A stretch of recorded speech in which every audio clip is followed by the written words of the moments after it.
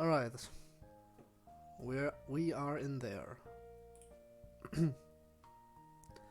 Well, let's probably just get right to it, right? Shouldn't waste too much time. So, it's time for some more reading. Hooray. Isn't that what I've been looking forward to? No, seriously, I have been looking forward to this game, but I don't know, I haven't gotten around to it again because of busy and yeah. I mean, you know the drill, right? Can't have time all the time. I wanted to potentially stream it yesterday, but I was just too tired to do any streaming. And yeah, that's why I decided to... Well, yesterday would have been the first day in a long time where I would have been completely inactive. Because I was too tired to stream, and I didn't have any archives, stream archives or reaction videos or anything to upload on that day either. So I was kind of thinking about, well, is it about time to have another inactive day after such a long time? And then it kind of just hit me that maybe I could, you know, upload the old highlight videos. I mean, I already had them over on YouTube, just in case, but I never made them public there. So I figured, you know what? Whenever I am too busy or tired to do anything else, I can at least publish one of those old highlight videos, so I'm not completely inactive. That way there's at least something to watch, even if it's not particularly special and could have been you know, seen over here on Twitch a lot earlier as well. But it's not like that matters. I think we should just get back into the game now. So, here we go. Another day, another 7 or so hours spent indoors at school. Countless hours lost training to enter the rat race of corporate life, conditioning us to equate wealth to self-worth. Oh, let's get dressed. No time for breakfast today, unfortunately. I'm not going to degrade myself by running around with toast in my mouth either, so an empty stomach it is. Why not? What's so bad about, you know, sticking toast in your mouth and running to school or like, I'm late, oh no, and then running into someone. Like maybe Yuri? I mean, it would be nice to run into her now that, you know, we're officially together. Maybe I can grab a coffee from a vending machine somewhere. I wouldn't mind snagging bread from the school store either. Melon bread has always been my favorite, if a bit childish. Sarah always liked it a lot too. Well, I guess she'd like any kind of sweet bread. Oh, curry based is really good as well. It's definitely a comfort food for me. Fried bread with a curry filling, man, I'm making myself hungry. You're only torturing yourself here, Code. I can't help but feel something niggling at the back of my mind. It's a weird, nebulous feeling, like something's just a bit off. Don't tell me I forgot something. Quickly hoisting my bag in my arms, I rifle through its contents. Nope, looks like all my homework and workbooks are here. Don't you usually walk to school with Sayori? Like that? Well, no use driving myself crazy over it. That's what you forgot, right? You forgot that you're supposed to walk to school with Sayori. Oh well. Not like you particularly care. If I have all my stuff with me, I can probably... If I have all my stuff with me, it can probably wait.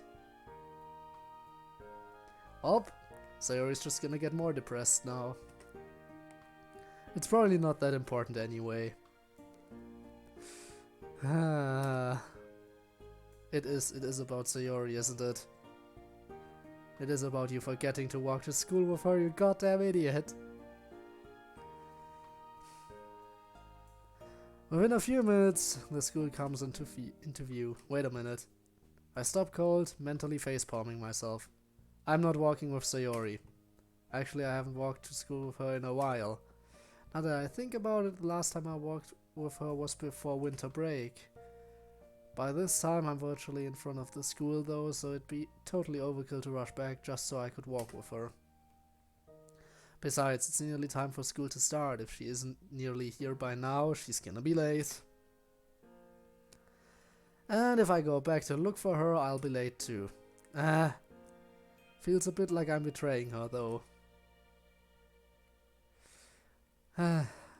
With one last glance back, I step through the school gates. I'll just have to check up on her at the club. Who knows, maybe she started coming to school earlier. Wouldn't be harder to get here earlier than me after all. I've got to remember to catch up with her one of these days. Sayori. When we were kids we were practically inseparable. What happened to us? Best friends forever, huh? I rest my head on my hand and close my eyes, letting Sakurai's droning wash over me. Soon enough I can barely register the lecture going on in the background. Sayori was pretty cute as a kid. She used to always wear tank tops and shorts. Kid Sayori? We're gonna get little girl Sayori? Well, that's interesting. Hair was just as messy back then as it is now. It's kind of embarrassing to admit, but we thought that we'd get married in the future. Of course, kids don't really get what marrying actually is, but we just kind of expected everything to stay the same forever. For us a long time though, and nothing panned out the way we thought it would. I wonder if she regrets losing contact for so long. Funny thing how you can drift apart despite being neighbors.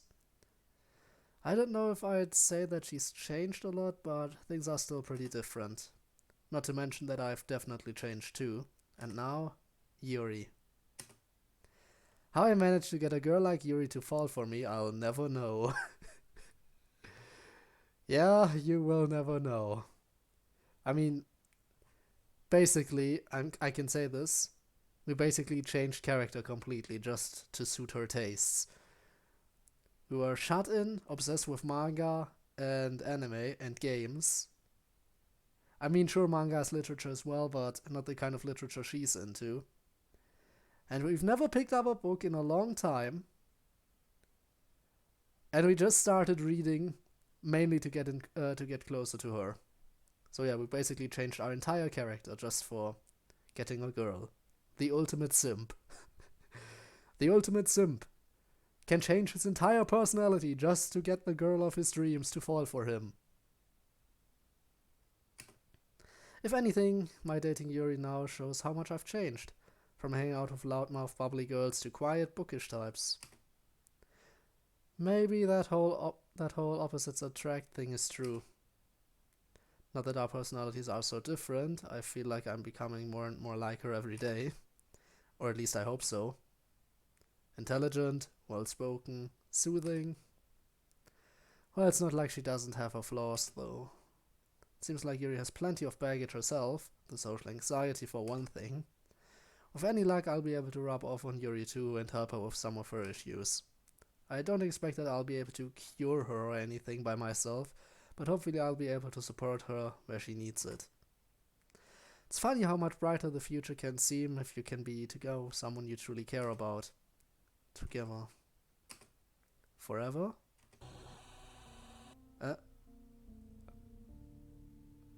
Uh-oh. Okay. I noticed those glitches. It's happening. Stuff is happening, guys. Help. I thought this mod was gonna be safe. Right? This mod was supposed to be safe, right? And not, you know. Oh no. Oh no, glitches are happening, I'm not sure. Huh? Sayori? You? Oh! Sayori speaking to us in our mind. Did Sayori... Well, it wouldn't be too surprising, Sayori was able to take over the game in the original version too, just, you know, after Monica was gone. And... ooh boy. Wouldn't that be interesting if she did it again now?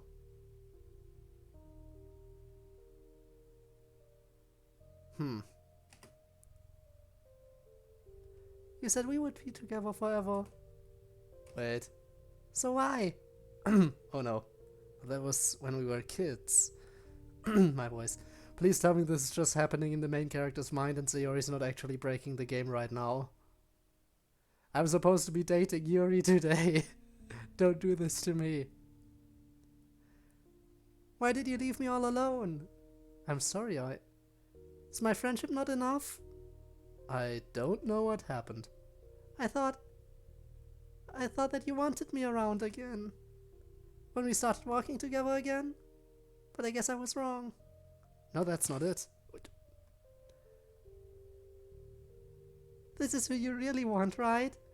Oh, no. Don't bring back the scary stuff. Dear Gabe, I was appreciating it when you were a little bit nicer to me. I mean, it's definitely interesting to see that stuff coming back. It also makes me kind of nostalgic to the original unmodded version.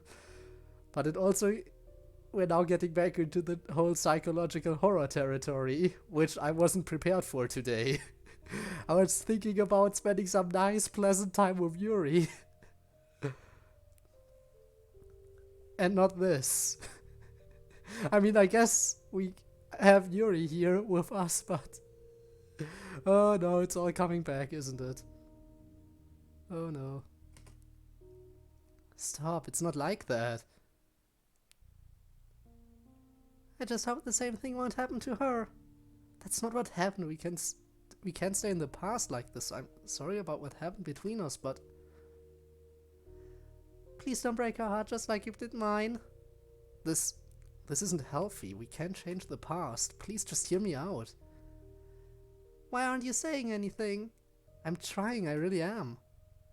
Please just say something. I don't want it to be like it was before. Don't leave me without a word for years. Tell me that you're not going to run away again. I was scared. Tell me that you can at least face me. Please. I'm sorry, Sayori. Code? But... no matter how many times I apologize, it won't change anything. We have to move on from this, otherwise we won't be able to fix anything. I didn't choose Yuri over you. I care about you both, just in different ways. Please, Yuri, let's look forward to the future together. You, me, Yuri, even Natsuki and Monica. Let's all support each other. Friends forever, right? Isn't that right, Yuri? Yuri? I don't like this! I really...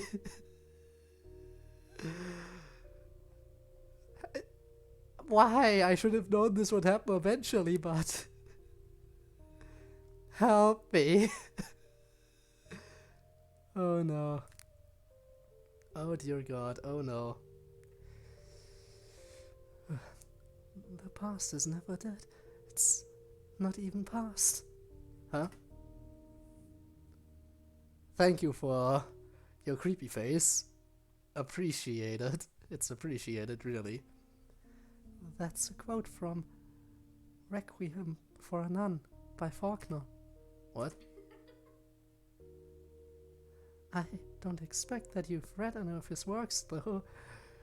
Your face is getting glitchy. I am not sure what to think of this. Please don't tell me this is where the game restarts. I'm gonna have to change my stream title in that case. Oh no.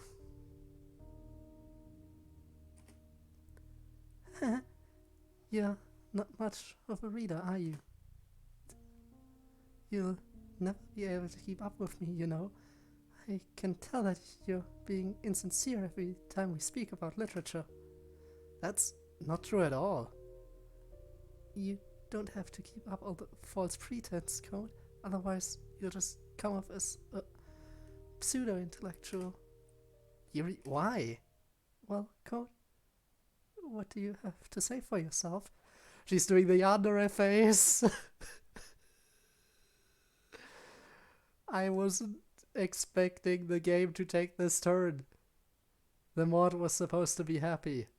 Happy times. Happy thoughts, happy thoughts, happy thoughts. Why are you doing this to me? Okay, first of all, before I say anything, Yuri, please get rid of your yandere face. Okay,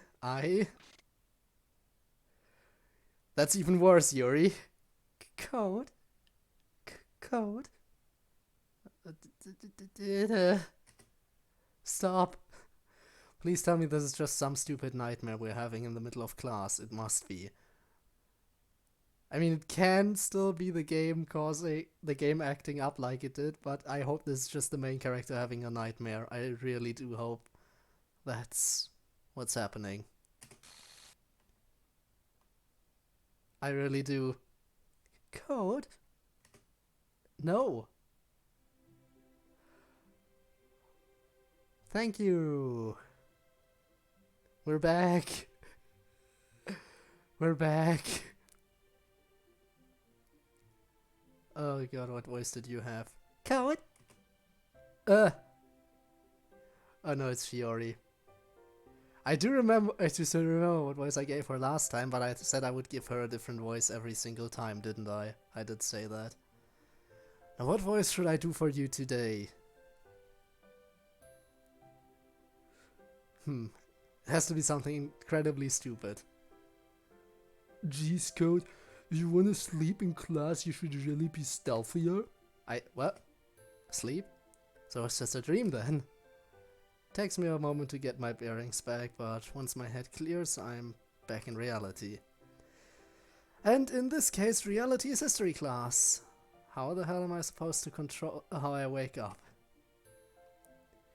By not sleeping so deeply for one thing? Yeah, I called you by name a bunch of times before you woke up. She just has the same voice as Sayori.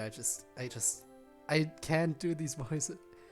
You're lucky that we're supposed to be doing a group activity right now. Otherwise, it might have been Sakurai waking you up with a slap from a workbook. Yeah. Very good class rep you are, letting classmates sleep in class. Hey, I can report you if you want me to. No, I think I'm good, thanks. It'd be good after taking a nice long nap too. Hey, give me a break. Yet another school day is done and over with. Fortunately, the rest of my classes were less eventful. Now I've got to try and stay awake in the literature club. Yeah, don't go to sleep, otherwise you're gonna have the same nightmare again, probably. My phone suddenly begins to vibrate and I step to the side of the corridor to check it. It's Monica. Scratch that, it's a new group chat she made for the literature club. That's actually pretty smart. Why didn't she do that earlier? I don't know. Okay, so... Oh, that's interesting.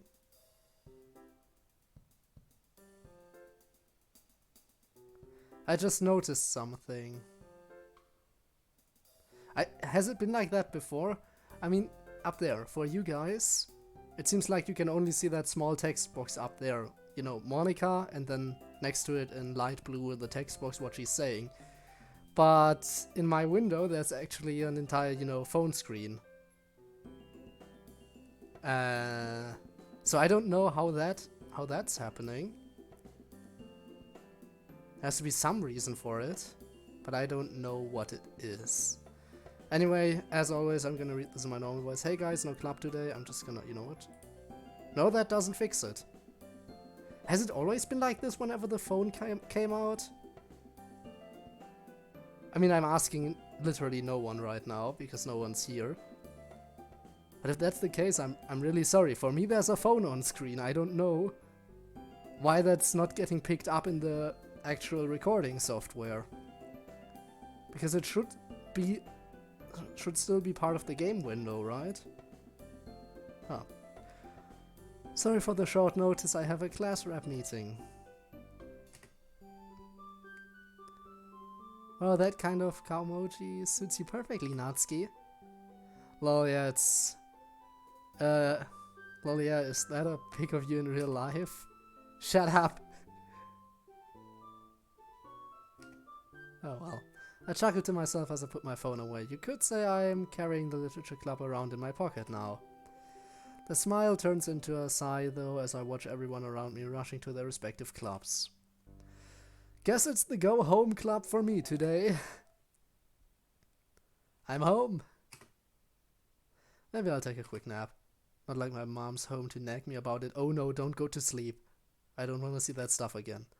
Flopping down on the bed, I bury my face in the covers. However, my relaxation is cut short when my phone rings, startling me out of my daze. Yuri? God damn it, this better be good. Oh, it's Yuri. Hello?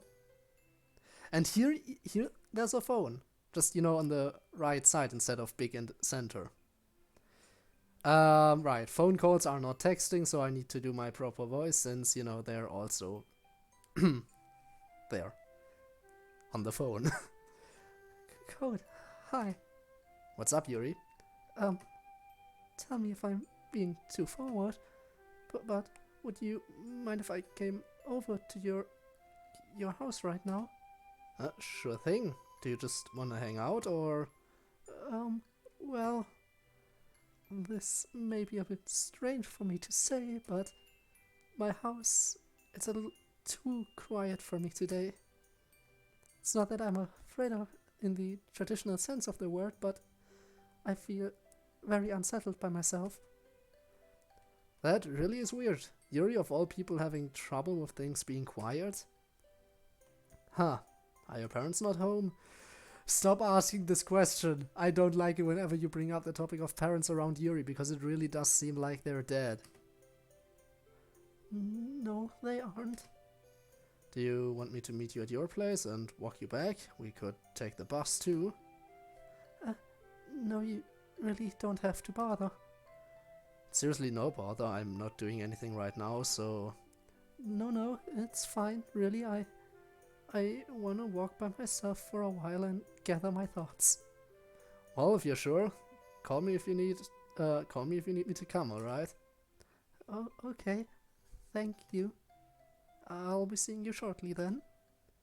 See you in a bit. So, Yuri's coming over, huh? Oh man, I really need to clean this place up. Can't help but think that it would have been easier for me to just go over to her place. Oh well, I've got to take better care of my house anyway. Can't believe how hard I'm breathing just from cleaning things up. Granted, I've been speeding along to finish on time, but still. Right on cue, the doorbell rings. Hopefully I don't look as frenzied as I feel. Hey Yuri! Hello, Code. Thanks for having me on such a short notice. It's so good. What kind of boyfriend would I be if I wasn't accommodating to you? To be honest, it still feels a little surreal when I think about how I'm dating Yuri. And judging from the blush on Yuri's face, she feels the same way. Even if you say that, as your girlfriend, I should be considerate of your schedule too. Well, my schedule's completely free right now, so come on in. Yuri smiles her shy smile before that she... Sorry. Yuri smiles her shy smile that pulls at my heart. My vocal cords are dying early today. Here we go.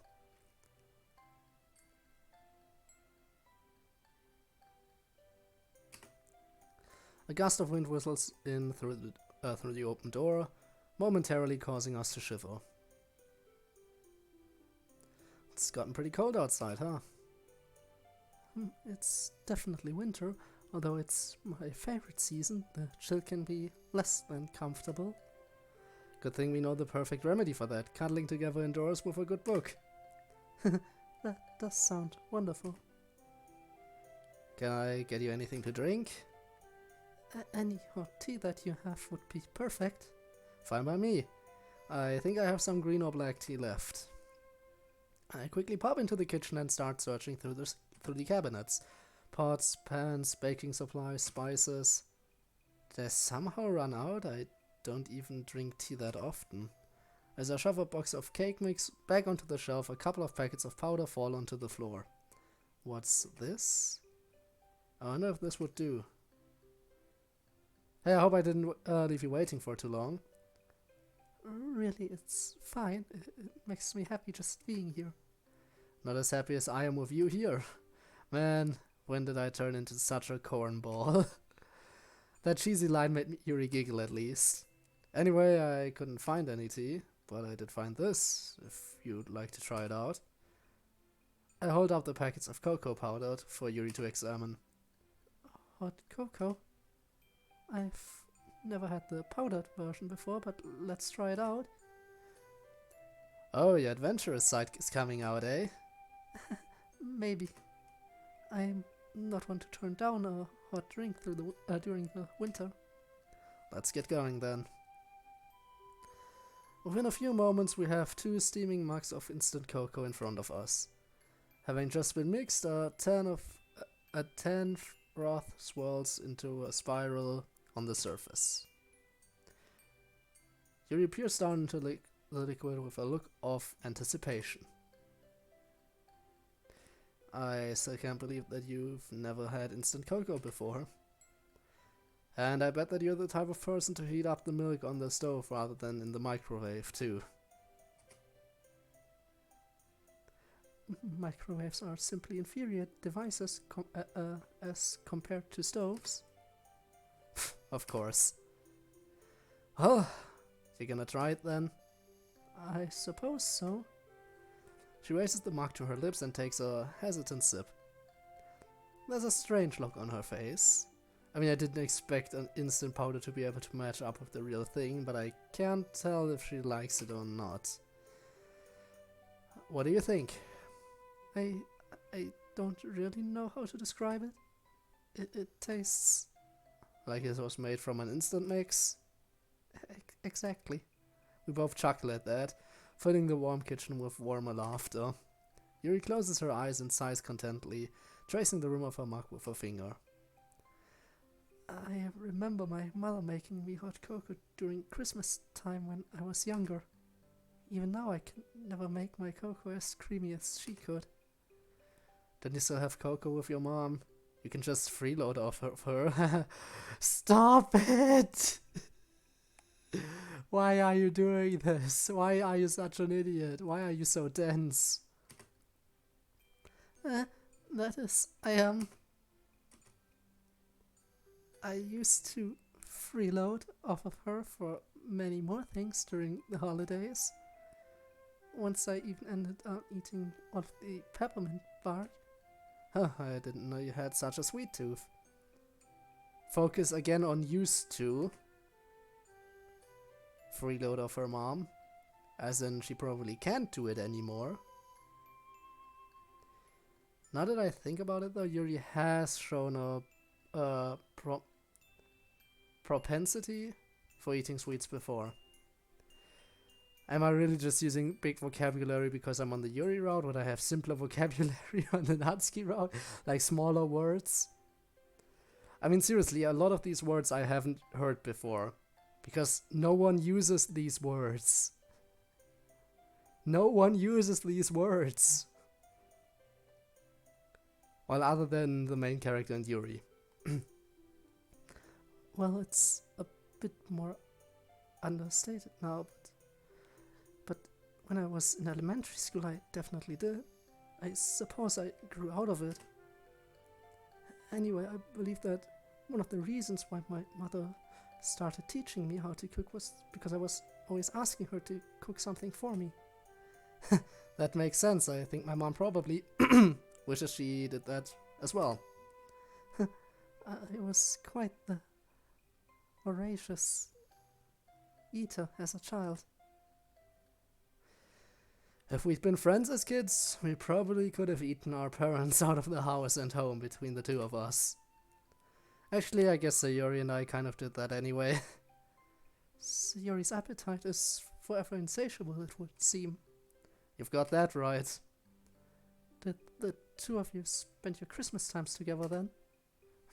We were practically thick as thieves within a week of our first meeting. I think we spent every single Christmas together until middle school. That was when you two drifted apart, wasn't it? Yeah, to be honest, I still feel kind of guilty about that. Was it not mutual? The diminishing of your friendship, I mean. It happened kind of naturally in my opinion, so I guess it was mutual.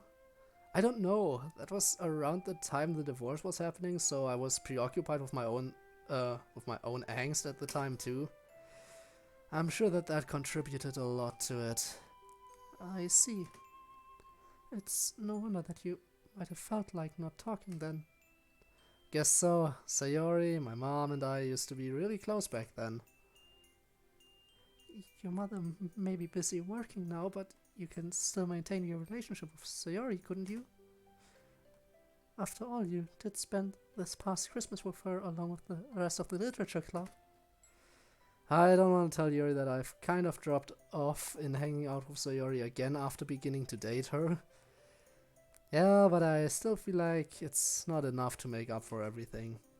Like, I'm not the only one with problems, right? Yes, but that doesn't invalidate your issues, Code. I really value her friendship, but at the same time, I'd feel weird to suddenly talk to her about this stuff. How am I supposed to act all moody with such a bright and bubbly girl? Hell, I don't even know I don't even know much about her current life. I don't know who her other friends are, or whether she likes anyone, or if anyone likes her. So what gives me the right to butt back into her life again?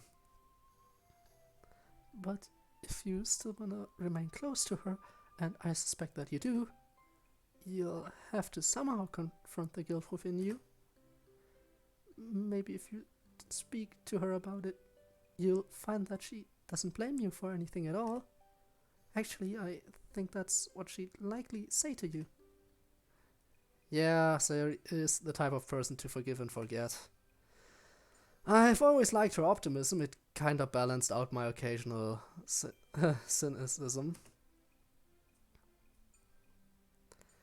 Where do you think the two of you would be if you hadn't drifted apart? I don't know. Really close for one thing. Probably be a lot more tired all the time from taking care of her. Have you seen the way she can come out of her house in the mornings? She can be pretty needy, but in a good way. I'm sure you're only exaggerating. After all, Sayori is a cute girl. Oh. Code, you're the most oblivious guy in existence. Thank you for realizing it, you complete moron. Finally. If we hadn't drifted apart, I probably would have joined the literature club sooner too. Then I could have met you sooner. Who knows, in another timeline, we could be celebrating our 1-year anniversary already. That's a relatively good save, isn't it? Maybe.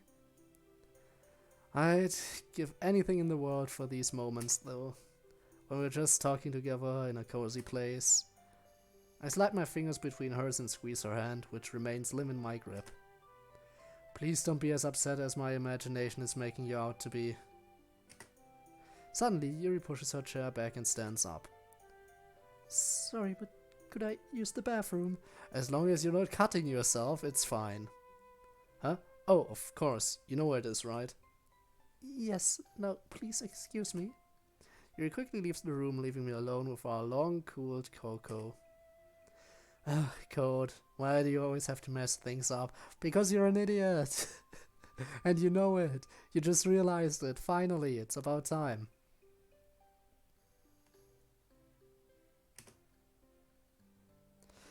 I put my head down on the table, closing my eyes and letting out a heavy sigh. Don't fall asleep.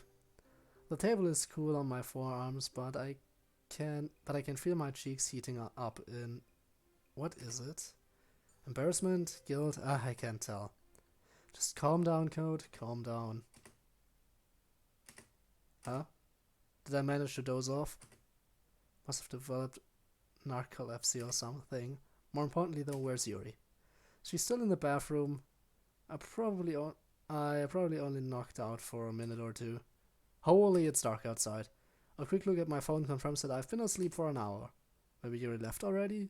It would be in character for her to not want to disturb me in my sleep. I'd better check the bathroom though, just in case. Is she still cutting herself? The door's closed and I don't want to try the doorknob just in case Yuri's still in there. She is. She's totally cutting herself. She's sucking in the air through her teeth again. There's a sharp inhale, like someone's sucking in the air through their teeth. This exact line happened just before we discovered her cutting herself. Is it gonna be the same now? Yuri, are you in there? A loud yelp sounds from within, followed by the clattering of something falling on the floor. Are you hurt? Hold on, I'm coming in. To my relief, the doorknob turns in my grasp. This might be an invasion of privacy, but if she's hurt...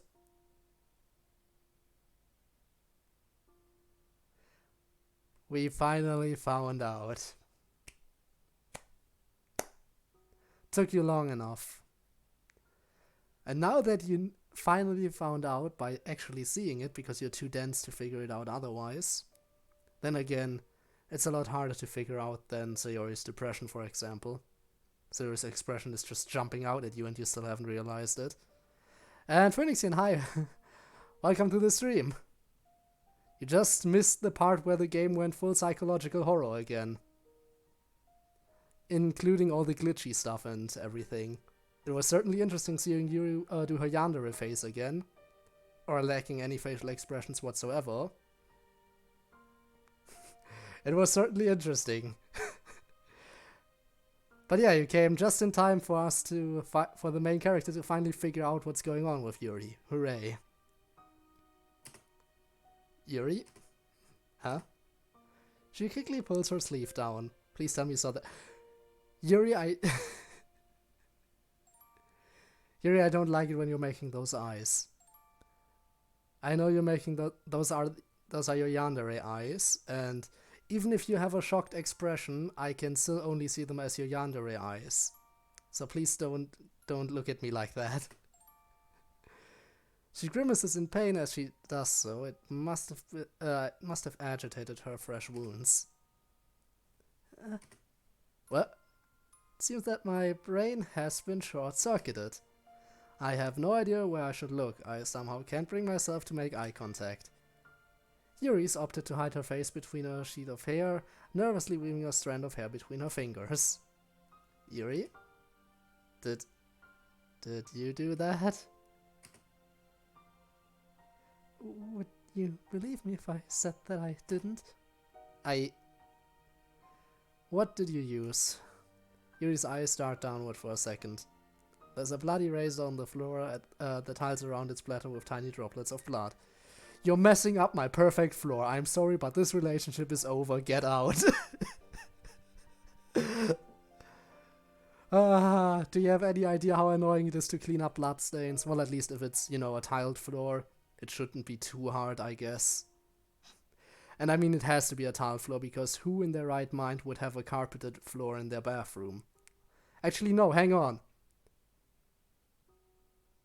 There is a carpet in here, if I'm seeing this correctly.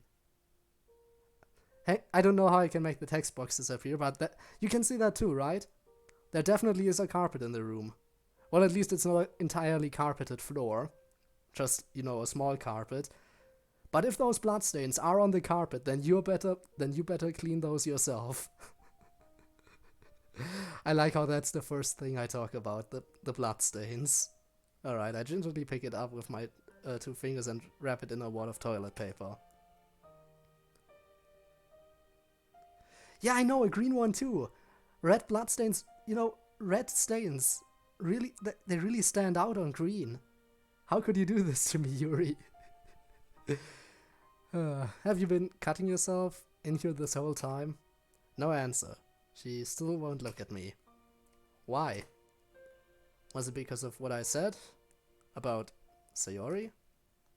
Yeah, I'm sorry, truly. I should have been more considerate. I didn't mean to come off that way. I was just... At this, she finally breaks her silence. No. Yuri? It's not your fault, Code. I'm afraid that it's just me and my own failings. What are you talking about? If I hadn't said anything, this would have been inevitable. Huh? I don't get what you're saying. Could you help me understand? Please? Okay. But could you give me a little time to clean up and think things through a bit? Alright, you're actually volunteering to clean up your mess. I appreciate it. Okay, maybe this relationship is not over yet. But you're still on trial. Of course, I'll be waiting in the living room. Wait. What is it? Do you need any help? I just need some bandages and rubbing alcohol to clean and dress my arm. There should be some in the medicine cabinet over there. Feel free to help yourself to anything you need. And tell me if you need any help. I got it. Now excuse me. I shuffle out of the bathroom, although not before I pocket the toilet paper covered razor blade. Well, that's certainly something. That thing is going straight into the trash. Yuri. Well, at least I'm curious. How come she used a razor blade? I mean, normally she uses a pocket knife because, you know, she has a collection. How come she used a razor blade today instead of one of her many pocket knives that she usually uses? Is it just because a razor blade would be easier to hide on yourself? I guess that's the case. Still. Kind of... Okay, I mean, I guess. I still would have expected her to still use a pocket knife. Yuri. My body feels like stone as I sink into the couch. I don't know what to say. I don't even know what to think. The reality of it all is just beginning to hit me. Yuri cuts herself. It's true that I've never seen her without long sleeves before. But how could she be doing such a thing, and why? Your why aren't working today? Your whys? Why? Oh, well.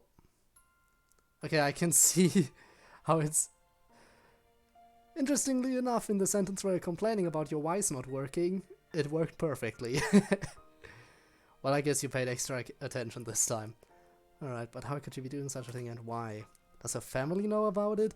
For the last time, stop talking about her family. They're probably all dead, considering how she's talked about them for the longest time. And how apprehensive she's gotten every time you mentioned her family. So stop it. What? Can I just talk about how dense main characters usually are? Especially this... Also, especially in this sort of game. How come main characters are always so incredibly dense? Well, I guess I'll never understand. All of a sudden, an abundance of thoughts pour into my mind, as if a dam had burst in my brain.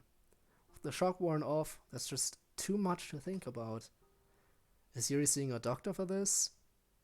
There's gotta be some kind of therapist that specializes in this, right? And I hate to think about it, but is Yuri suicidal? No, that's Sayori. That's Sayori. Sayori is the suicidal one. Then again, I guess Yuri also ended up killing herself in the original. But Sayori did that long before Yuri. Depression is what was it?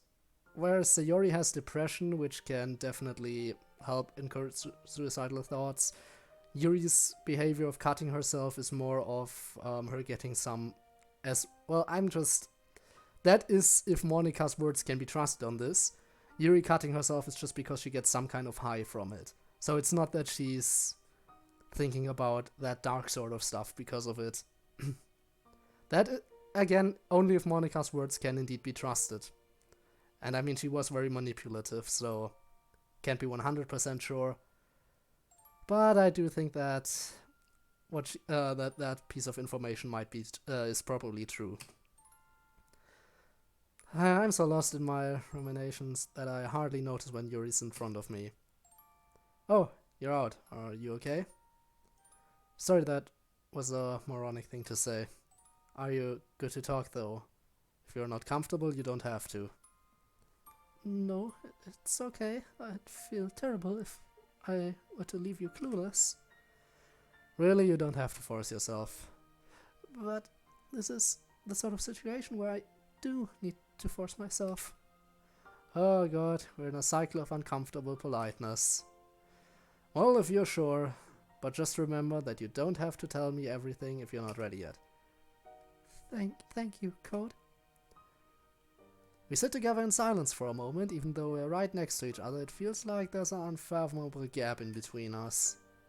A gap that I may never be able to comprehend. Yuri clears her throat. Code, just so you know, this isn't anything of your doing. I know what you're thinking. You probably think that I'm jealous of Sayori, and that's why I cut myself, right? Yeah, that is what I was thinking, but I'm guessing that it's not true. She nods slowly. To be honest, I'm actually jealous of Sayori, but not in that way. I trust you, Code, enough to know that you wouldn't secretly harbor feelings for someone else, that is. I am jealous of Sayori as a person. I wish I were anyone but me. Tears start pooling in the corners of Yuri's eyes as her voice starts to waver. Well, I suppose there is some aspect of depression in it. You know, I mean, I guess, kind of.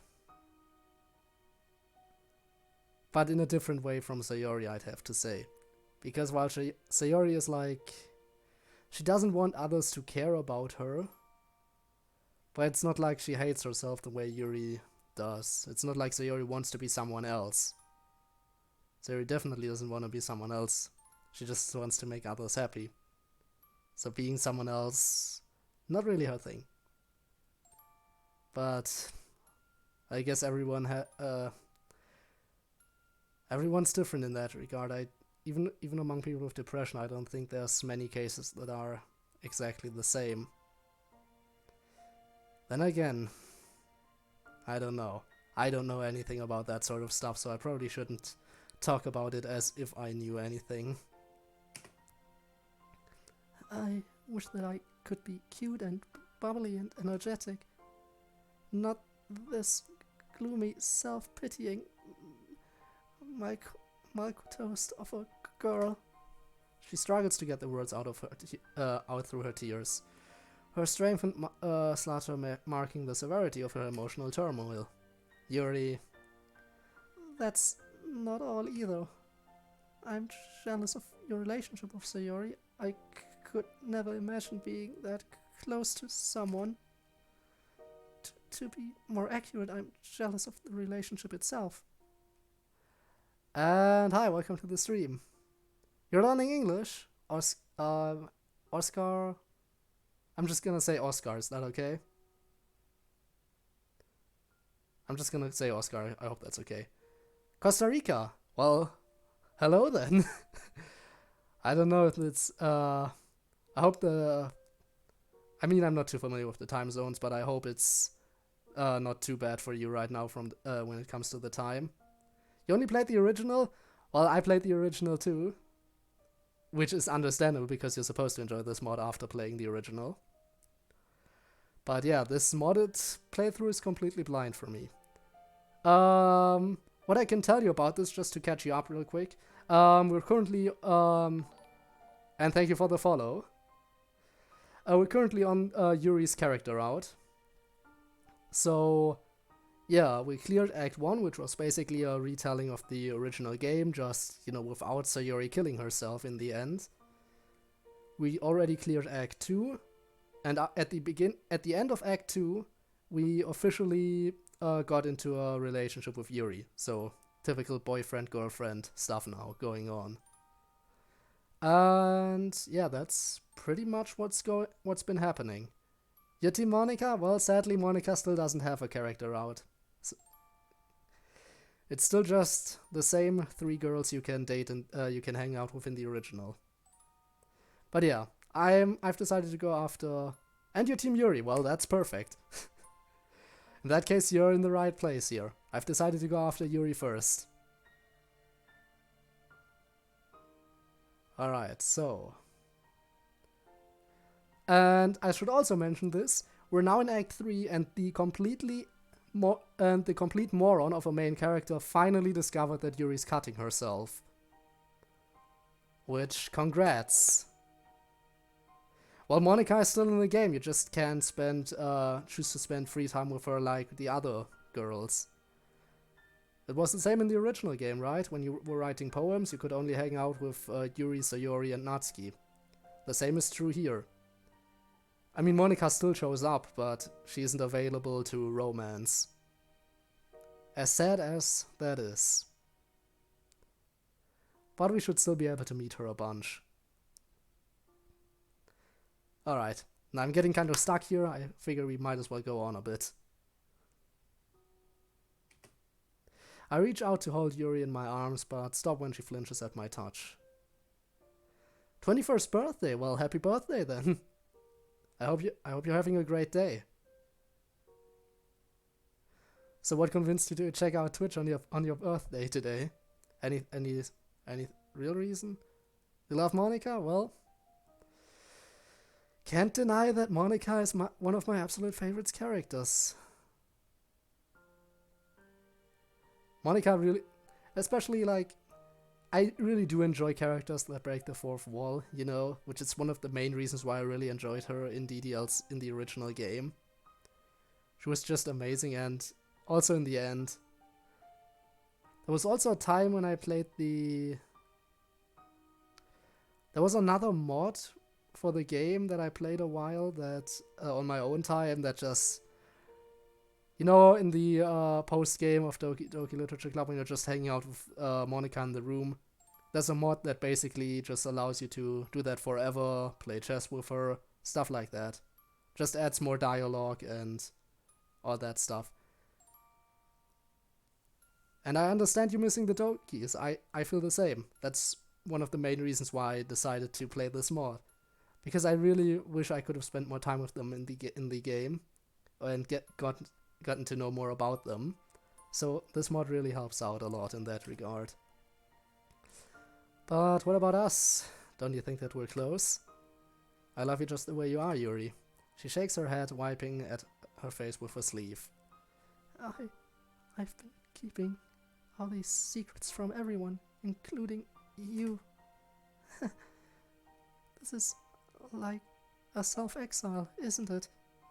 The wavering laugh she makes breaks my heart. How can I be close to someone if I can't help but hide my true self?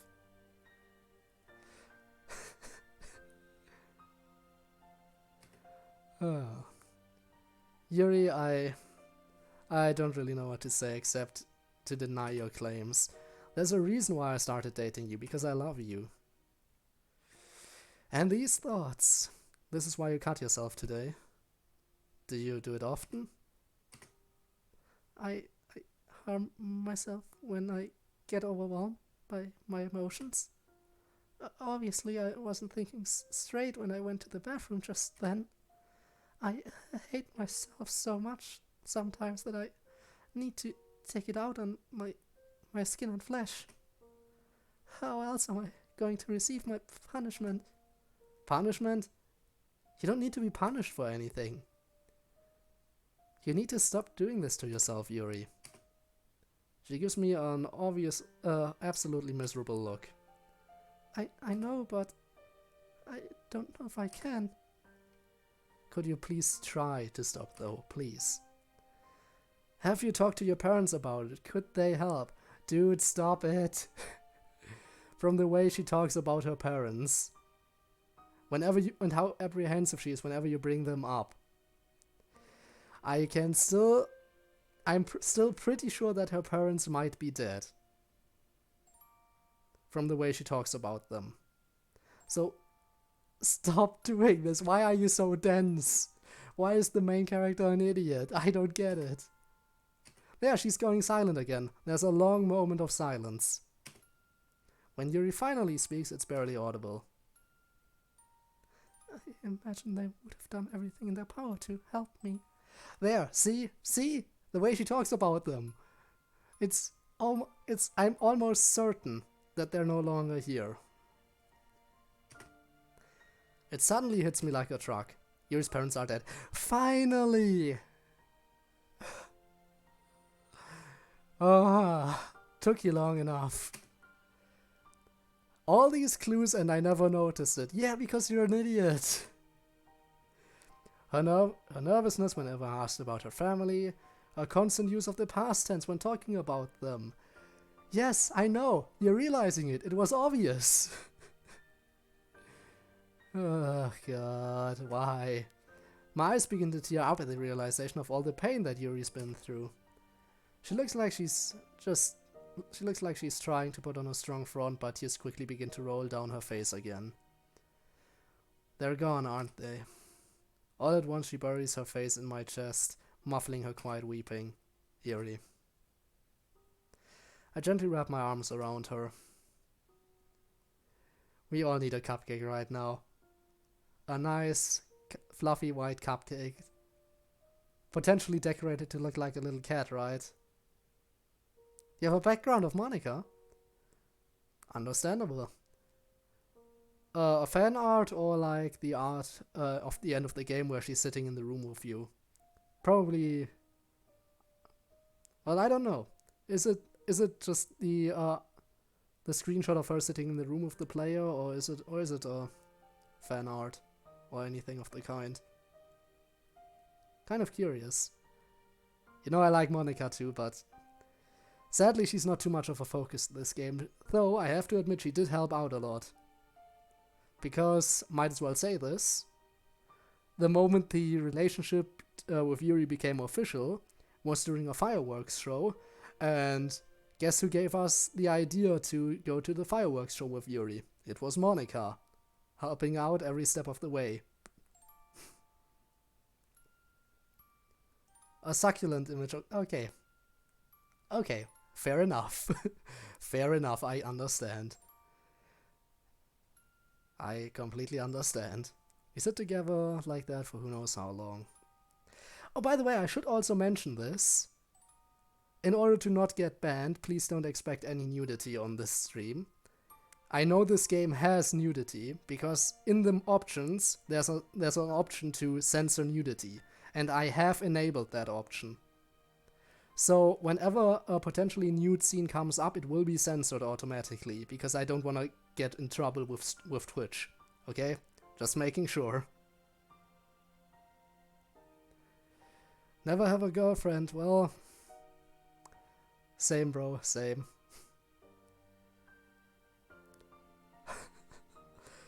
Same. Just... I mean, you're gonna find one eventually. I'm hanging on to that as well, to that hope. I don't have one, you don't have one.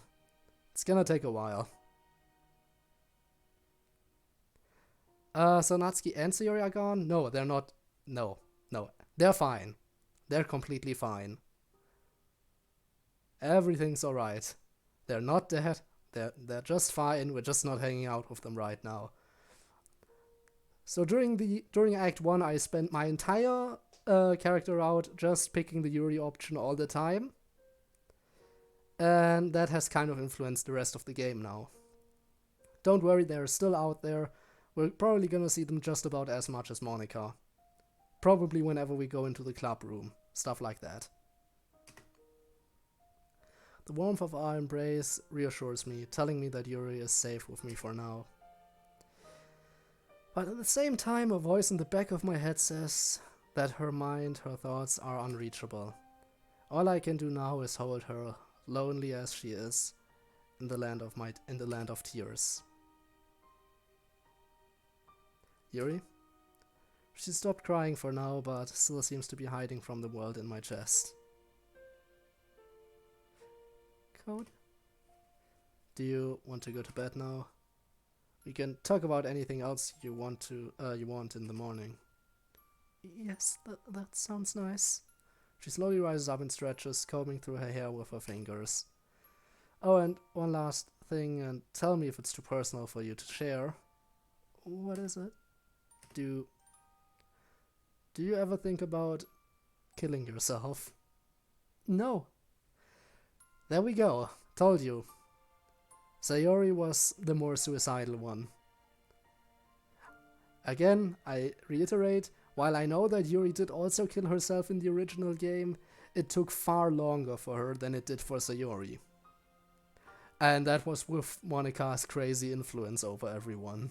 So, I had a feeling that she wasn't that kind of individual. Sorry, but no. I don't want to die, but I can't find any other way that I can cope with this life. I see. I can't say that I completely understand, but I'm extremely relieved to know that. Could we go to bed now? I'm afraid I'm emotionally exhausted.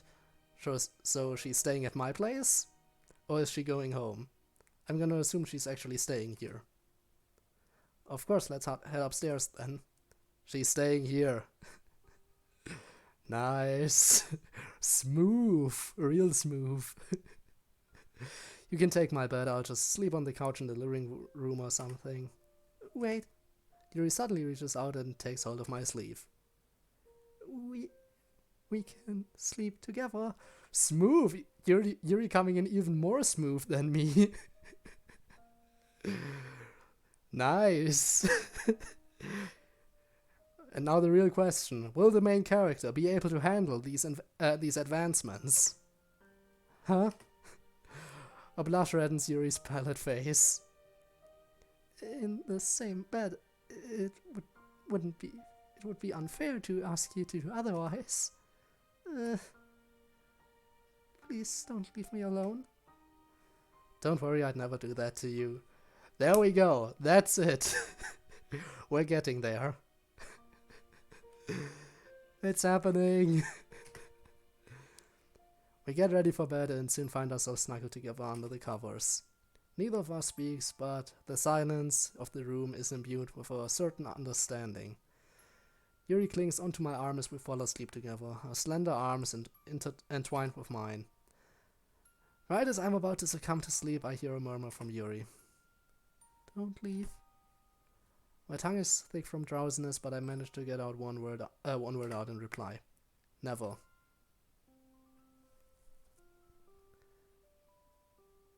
Well then. Stuff is certainly happening. Stuff is certainly happening now.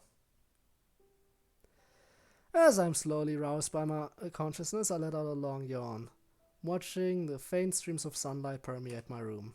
I'm still feeling a little drowsy, so I should just... Wait, why does my chest feel so warm? As my eyes take in the sight in front of me, the memories from last night come flooding back. The cuts, the fear on her face, the plea to stay with me overnight. One of her sleeves has pushed up slightly, affording me a side I'd rather I didn't have access to. Seeing such marks on Yuri's pale arm, some of which still look fairly new, I wince as though it's my own flesh which bears the scars. Why? How? So many questions. A small sound from Yuri pulls me away with a flurry of thoughts in my head. It sounds like a content sigh. If I look closely, I can make out a small smile on her face as she clings to me a little harder. A wave of happiness courses through me, which, having seen her scars again, feels a little foreign. Still, it feels incredible to have someone you love cuddle up against you in their sleep. Something about the physical closeness during such an intimate moment. I reach out and gently stroke the top of her head. She smells faintly of lavender and her hair is soft and silken. It's a given that someone like Yuri takes care of herself, I suppose, with no parents around. Is that when she started? No. I don't want this moment to be I don't want this moment ruined by anything. We can talk about all of that stuff later. I just want to see her happy. So for now, I just focus on the smell and softness of her hair, along with the feel of her head on my chest. I don't know how long we stayed in this peaceful embrace, but eventually Yuri stirs, offering me a smile as she rises from my chest. Rubbing her eyes as she softly sits up, she lets out a small yawn. There is silence for a moment. So... But let me get this straight once again. We haven't had any kind of her staying over and immediately jump into, sleeping in the same bed and cuddling together in their sleep. I mean, it's not like I have any experience with this, but... oh well. No, really, it's just I don't have any experience, so I know it's sad, I can't really... I can't understand this feeling. Why do I play games that must hurt me in this way? Showing me stuff I haven't achieved and will probably won't achieve for a long time. You were up before I was? Yeah, hard to believe, right? Don't worry, I find it just as hard to believe as you do. My attempted humor is weak, Yuri laughs as well, but it's easy to tell that it's a little forced. There's no denying the tension. The elephant in the room may have been averted while we were sleeping, but there's no escape now. So Yuri, I was wondering... She abruptly gets out of bed and heads for the door. Without a glance back in my direction, she speaks. Her assertive tone surprises me. Let's make breakfast, Code. But, please? She turns to face me, and while she isn't making eye contact, I can read the message on her face. Not yet. Wearily, I climb out of bed and follow her down the hall, wondering how the rest of the day will go. Well then. I'm curious as well. To say that breakfast wasn't a comfortable affair would be quite the understatement. Yuri wasn't making eye contact and even stopped frequently to ensure her sleeves were completely covering her wrists. Every time she picked up a knife to cut some food, I couldn't help but wince. My mind was doing me no favors. Has she cut herself with a knife? Last night she used a razor blade. Does she have a stash of them at home, or is her cutting habit related to her knife collecting hobby? Wait, you know? Oh, right. I completely forgot that was actually mentioned during Act 1. How could I forget that she actually admitted this during Act 1? I mean, that's one of the big hangout events at the end of it. And I seriously forgot that. Wow, I'm an idiot. Okay, I take back not all of them, but a bunch of insults to the main character, because I am also an idiot. So it's not just the main character, I'm dumb too. Alright, the tension has grown tenfold since she woke up. I'm desperately trying to think of a way to break the uneasy silence, but I can't come up with anything. Diplomacy can only get me so far. How am I meant to even approach the topic? I have never had a friend who's self-harmed before. I stare into the last remaining crumbs of my meal. Eating in silence has proven to be unbelievably awkward. Desperate for something to do, I stand up and head for the sink. At least the prospect of washing up my plate gives me something to focus on. As I stand by the sink, Yuri's voice pierces the silence. I'm really sorry. For what? She gestures around her. For everything? I dump the unwashed plate into the sink and walk over to her. She's staring forlornly at the ground. Ah. You don't have to apologize for anything, seriously. Also, Oscar, I apologize since you said you're learning English, if I remember it correctly. The one problem that I have experienced by hanging out with Yuri is that both she and the main character both use some big vocabulary that you normally don't get to see anywhere else, so I apologize if that's a little bit strange, but usually it's understandable from the context. Am I the only person who knows? Yes? Then, well, sorry if I sound presumptuous, but, well, I imagine it must be pretty hard, right? Yeah, very much so. It's a little overwhelming. I take one of her hands in mine, she's shaking. It's okay, Yuri, it's okay. Just take your time, there's no rush. She nods. I imagine you probably have a few questions you want to ask. There's no point trying to beat around the bush here. Yeah, there are. I wince at how direct that sounds. Then again, I am really curious. So I can't exactly win either way, can I? She takes a deep breath. What would you like to know? Oh boy, where do I even begin? How long has she been an orphan for? When did she start cutting? There are so many choices. It's probably best to start with an understanding of her self-harm, though. Well, why do you do it? She closes her eyes and slowly lets that breath out through her nose. She's still closing her eyes as she talks. It's a way of coping. Huh? It's how I deal with the sadness and self-loathing within. Self-loathing? People have never liked me, Code. All throughout my life, I've never been accepted. You know, I still don't get that. There are many people. Maybe she's just not around the right people, but let's be honest. Just from playing the game, there are so many people who like Yuri. Then again, that's us looking in from the outside. If we were to meet someone like her as an actual person, it might be different. But let's just be honest. She's incredibly smart. Sure, she's a bit of a bookworm, which might not be that interesting to some people. Or maybe a lot of people. But she's still a smart, nice girl. I mean, she has so many good traits about her. I don't understand why no one would like her. Oh well. Guess that's just the game logic for you. People have never understood me, nor did they ever try to take the time to try to.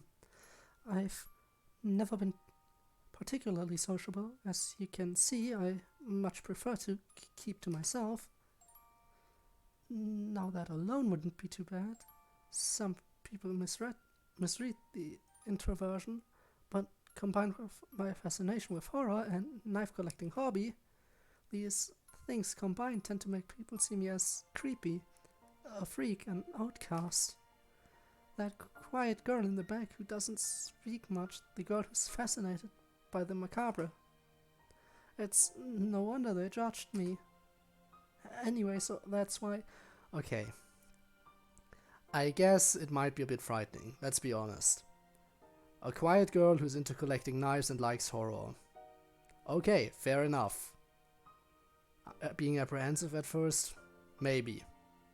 But she's still nice.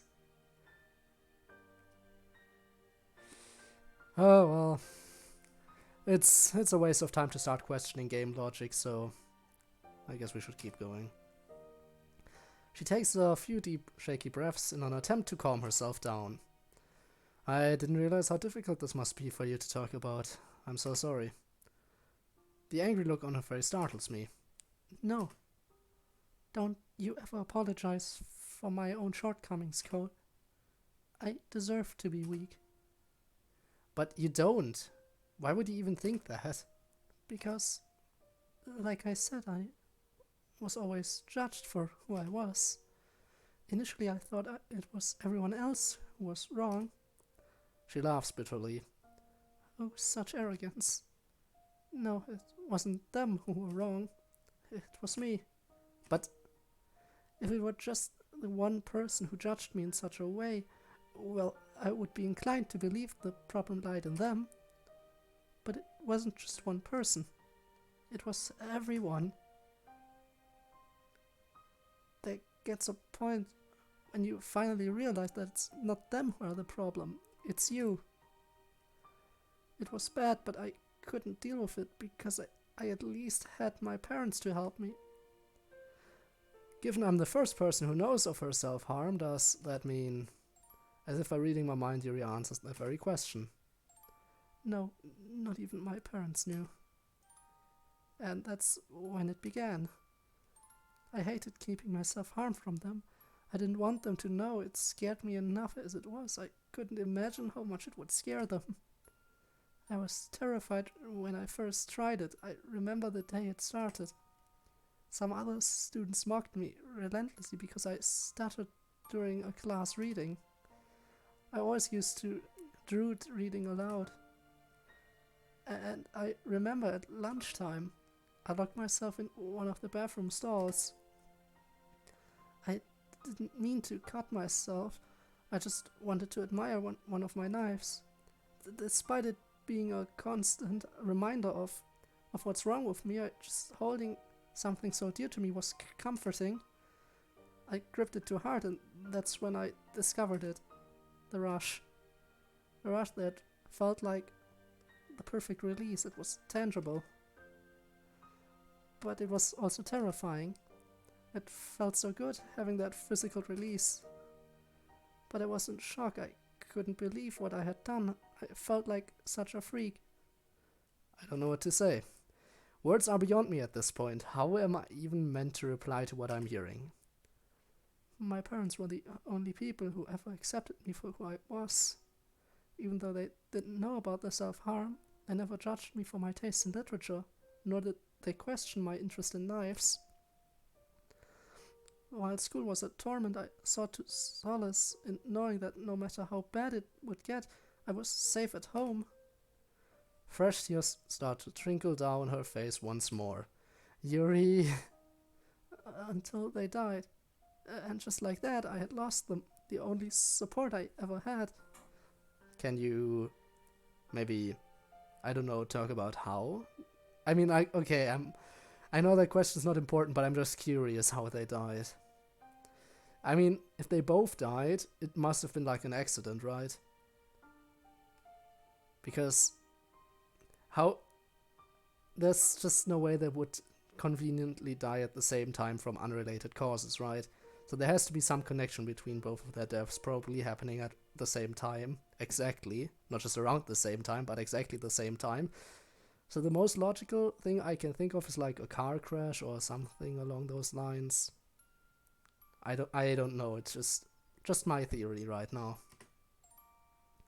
I reach out to brush away Yuri's tears. She doesn't move or do anything else to acknowledge that I'm even there. Throughout her heart-wrenching explanation, Yuri had been trying to maintain control over her voice and face. The stuttering and pained expressions that occasionally flickered over her features showed all I needed to know. As I scoop her into my arms, the dam that she's been trying so hard to contain finally bursts. She sobs unrestrainedly into my chest as her anguished cries fill the room. I miss them so much, Code. My vision is blurry as she drenches the front of my shirt. I can physically feel her cries on my chest, right next to my heart. I want to see them again. I want to stop pretending that the person I am in the arms of right now is my dad. Okay, whoa. Sorry, I'm not into that kind of play. Alright. Let's not think along those lines, okay? Not into that kind of play. No matter how much you ask me, Yuri, I won't be your daddy. This is a little weird for me.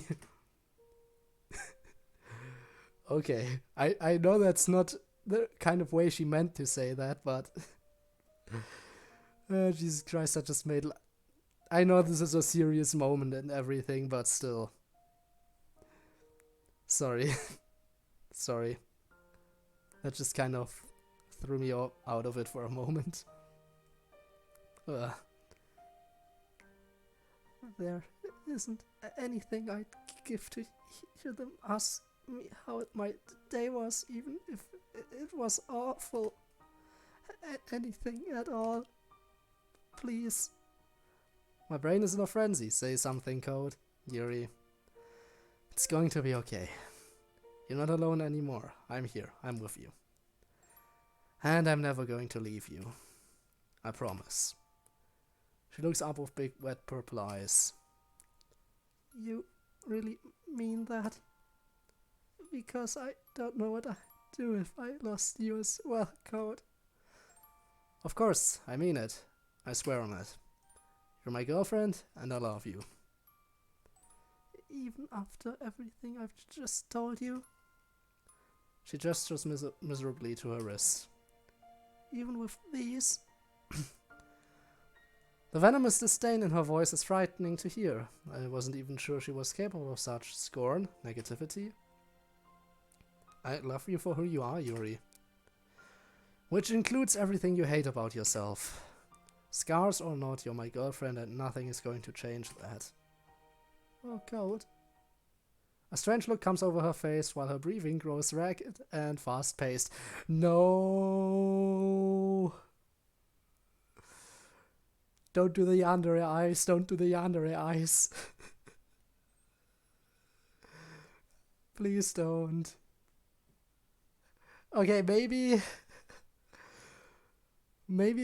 the other girls would have been a little bit safer to hang out with, you know? You know what I mean? I mean, sure. Yandere tendencies can be a little bit frightening and problematic. Let's just be honest. With Sayori, well, the only person, she just wants everyone to be happy. There's absolutely no side to her that would ever harm others. And Natsuki, she is verbally mean, but that's about it. But yeah, Yuri does have kind of a yandere side hidden within her. I mean, it's not a very dominant part of her character, but it does certainly come out a lot in the original game during Act 2. And yeah. Please don't do anything rash. Yuri, are you okay? Sorry, I just... This is just so much to take in. Her hand suddenly darts to her wrist. And in that instant, I suddenly realize the situation we're in. Yuri, stay with me. Please. I can't. Yes, you can. Focus on my voice. Look at me. I'm doing my absolute best not to descend into an utter state of panic for the both of our sakes. I can't let her start cutting again. She's tentatively scratching at the flesh of her wrist. It starts off slow but quickly grows in frequency and intensity. Yuri, don't. I mean, I'm happy that I initially misinterpreted your yandere eyes as just your panic at being overcome with the urge to cut yourself again. I am sorry for misinterpreting it as the I'm gonna keep you forever face. But that was usually the only time when you would bring out that face. Let's be honest. So, now we're in a weird situation. How do we stop this?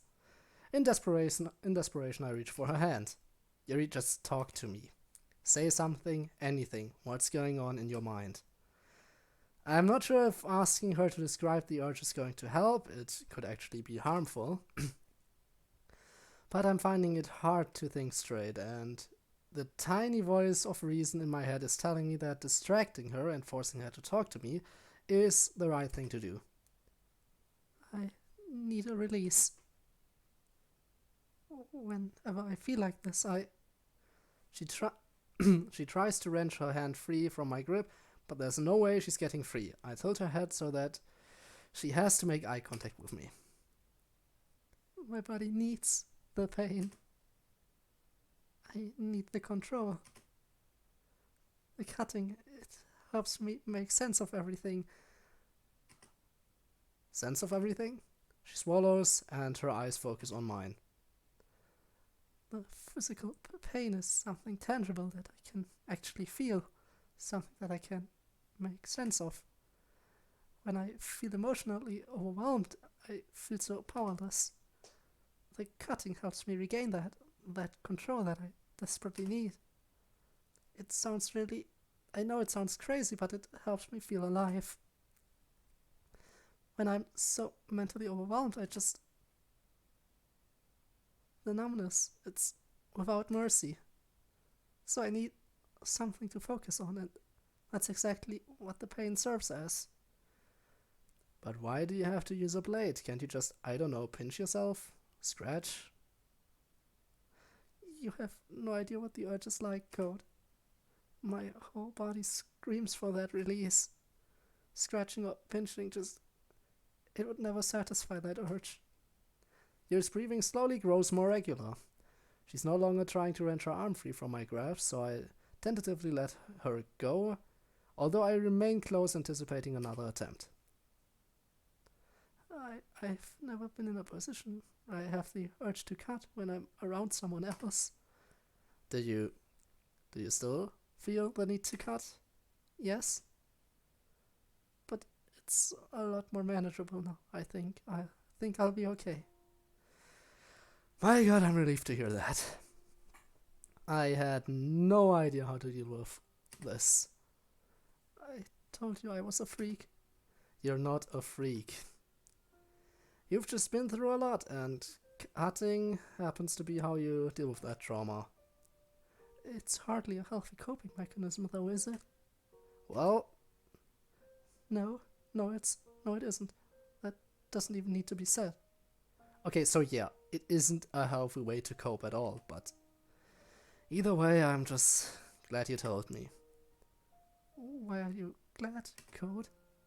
And more importantly, how can you not think I'm a freak? I don't know. I don't know why. But I don't see you as see this as freakish behavior at all. It makes me sad, sure, but it doesn't creep me out. Plus, I like to think I have an open mind, you know? Yuri smiles ruefully at my words. You remind me a little of my father. Okay, Yuri, again, we've been over this. I said it before, I'm not into this sort of play. Please, just don't. Don't take this in a weird direction. He was the one who introduced me to knives back when I was just a little girl. As eager as I was to learn about her self-harm, I'm grateful that this is an opportunity to discuss something else. The incident just now was staggering. What were your parents like? Oh, they were wonderful. I couldn't have asked for better. You never told me about how you first got into horror. It's a guess, but... Was it your parents who introduced you to the genre? After everything that's happened so far today, the genuine smile on her face truly is a sight to behold. How did you know? I'm psychic. Kidding, I'm just very intuitive.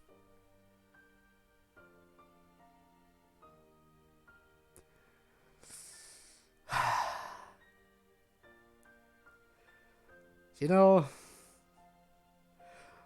this line is just pulled straight out of the R1, pretty much.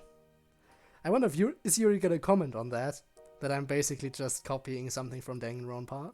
Because if I remember correctly, and I do definitely remember correctly, then she has checked out that visual novel with the main character by now, right? And it's from the first Danganronpa, from chapter 1, so she definitely should know this reference if she picks up on it. I just had an idea. Why don't you tell me more about them over a nice cup of tea? I don't know about you, but I'm definitely in the mood for a hot drink. I like that a lot.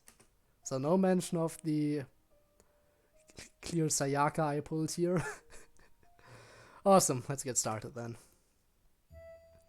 As I was hoping, the change of topic combined with the relaxing tea has really helped to bring a sense of normality to the day. Of course, after the after effects of the morning still linger in the air, Yuri is still on edge, but we're at least able to work around it. Funnily enough, me getting into horror actually stemmed completely from chance. What do you mean? Well, one day both my parents were out. It was a rainy day, so I couldn't go outside. Naturally, I was confined to the house. I was wandering around looking for something new to read. I happened to find a copy of an old ghost story that my father left out and immediately began reading. Given that it was a book for adults, I didn't really understand what was going on, but I was able to get the general gist. When my parents came back, my dad was surprised to see me reading it. Clearly he didn't expect that I'd like it. I remember how mother scolded him for being so careless. She didn't like the idea of a young daughter reading such a dark tale. I remember he pretended to be apologetic, but when she was out of sight, he eagerly asked me what he made of the story so far.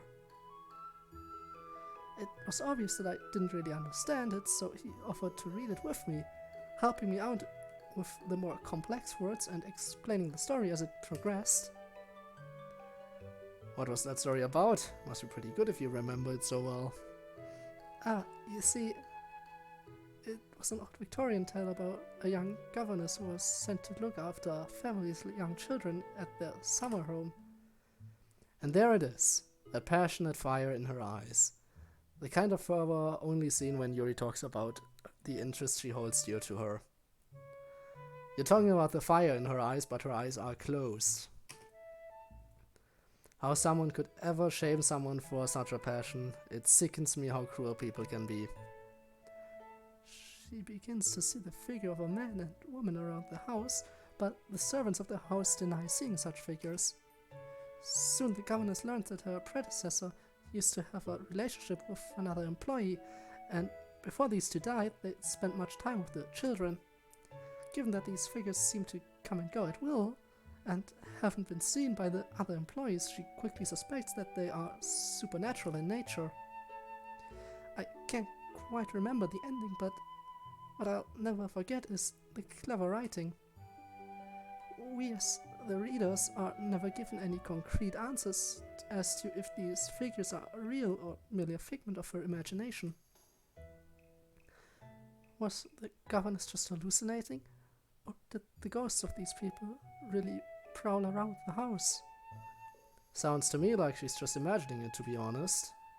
Although it does seem kinda coincidental how the ghosts seem to perfectly match the profile of her predecessor and her lover. Indeed. What's more, that the young boy was revealed to have been expelled, and it's heavily hinted that what he did to earn such punishment was terrible in nature.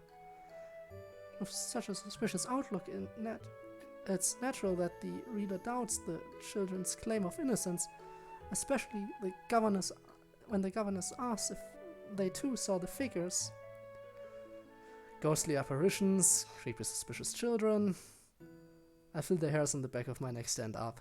Yeesh, even from Yuri's description, the plot sounds exceptionally gripping. There's a dreamy tone in Yuri's voice as she speaks. And I remember my father encouraged me to question whether the ghosts were real. As a child, I took things as face value. The governess said she saw them, so that was what I believed. But he taught me how to approach things from another angle, how to consider other viewpoints. In turn, it helped me broaden my appreciation for such clever writing. And to this day, I still wonder if the ghosts were real. So, your analytical approach came from your dad. I suppose you could say that, yes. He was always methodical and organized in nature, so it's a given that his personality rubbed off on me. I think he'd be really proud of you, Yuri. If he could see you now. Tears slowly leaked down her face once more. Would he? I hid so much from him. I pull her close to me, tenderly caressing her cheeks with my hands. We all have our demons, Yuri. Everyone has things they regret and things they don't want other people to know. To hell with other people if they judge you for the things you liked or your quiet nature. Because I love your characteristics. Even if you hate them, I love them. They make you who you are. If you enjoy horror, if you enjoy collecting knives, who has any right to shame you for it? Fuck them. They don't know any better. She gives me a watery smile. Thank you, Code. You really do mean so much to me. I'm so glad that we met. Having someone like you in my life is... I can't describe it in words. Wowee, must be tough then, if even you can't describe it. Yuri makes a sound that sounds like a mix of laugh and a sob. Hey Yuri. Yes, Code? If you don't mind me asking, when did your parents, you know... It's okay, you don't have to answer. Last February. It was a car crash. I knew it was a car crash. Had a feeling. I know this is not something to be proud of. It had to be some kind of accident, let's be honest, if they both died at the same time. As I've said, it would just be too convenient otherwise. Yeah, but that's still kinda, no, really sad to just lose both parents like that in the blink of an eye. Ah, right, I'm so sorry. It's probably insensitive of me to even ask. It wasn't.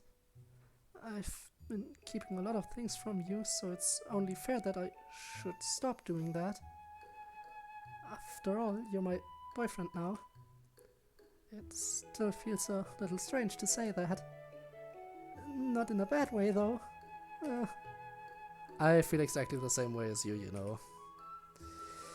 I still find it hard to believe that such a beautiful, intelligent girl fell for me.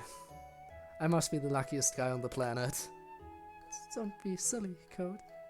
You have such a big heart, any girl would be lucky to have you. To be honest, I'm surprised that you and Sayori... Sayori and I? Yes, well, given you were childhood friends, I imagined you would have gotten together with her after seeing her again. She would have been a much better girlfriend too. Hey, look at me. Takes a little bit of coaxing, but eventually she reluctantly makes eye contact. Sayori will always be a wonderful friend of mine. Yes, we have that history together. But I'm not living in the past. You and I have a special kind of connection that I can't explain. There's something about you that drew me in all those months ago. But she's so happy and so energetic and bubbly.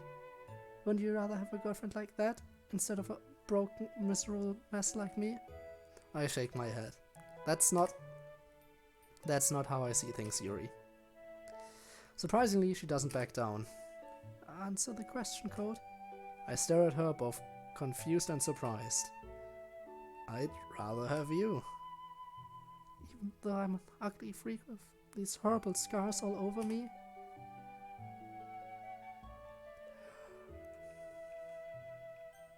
I mean, seriously, who would pick option 1? We're trying to help her here. We're not trying to encourage her to cut herself even more.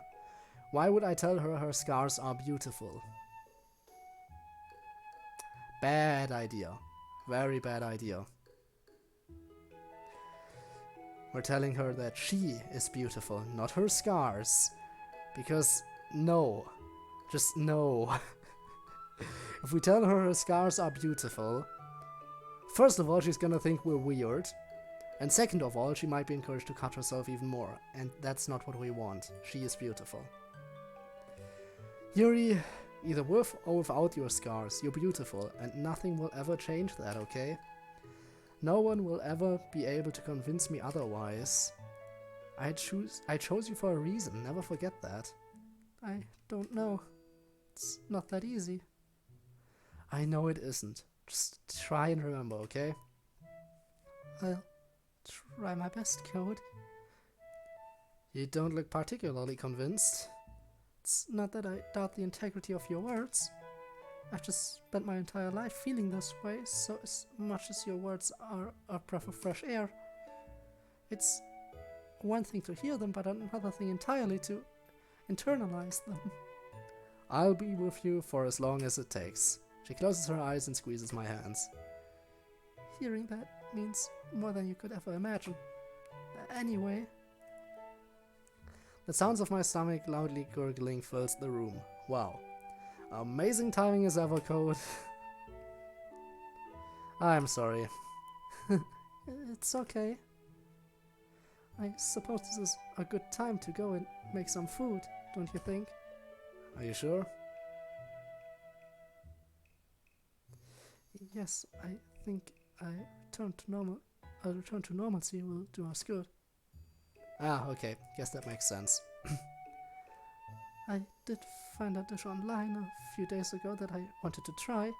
Did you have any daikon by any chance? I wouldn't even know where to start with cooking a daikon radish. I'll take that as a no then.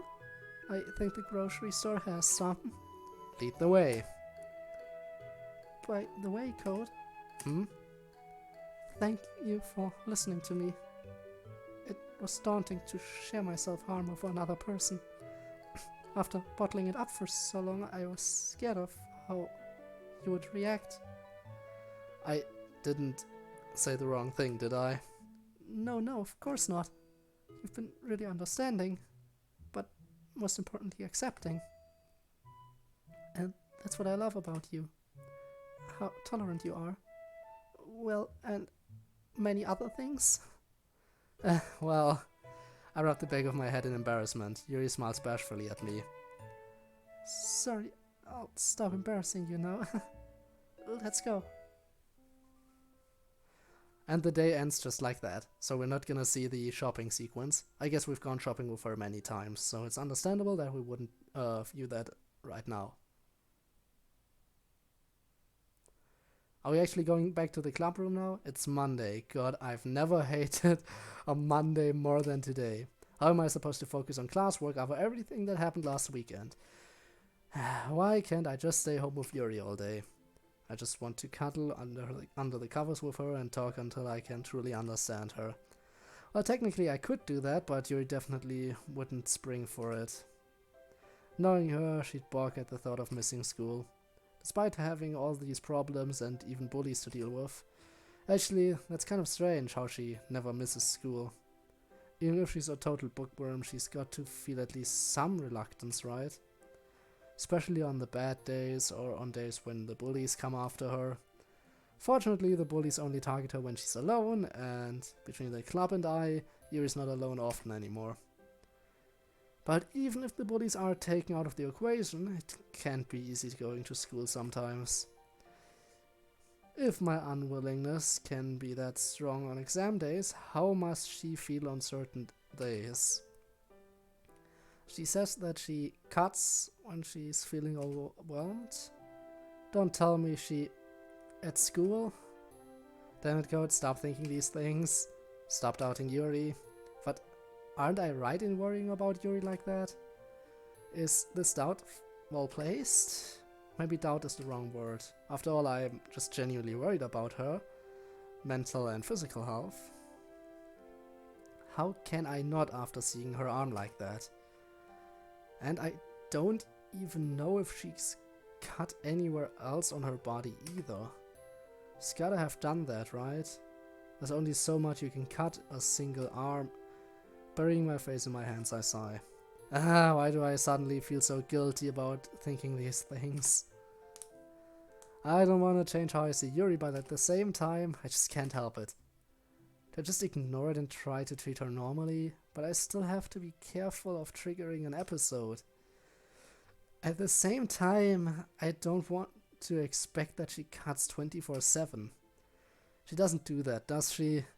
I don't even know how often she harms herself. Obviously she can't do it while she's talking to someone, but when she's alone?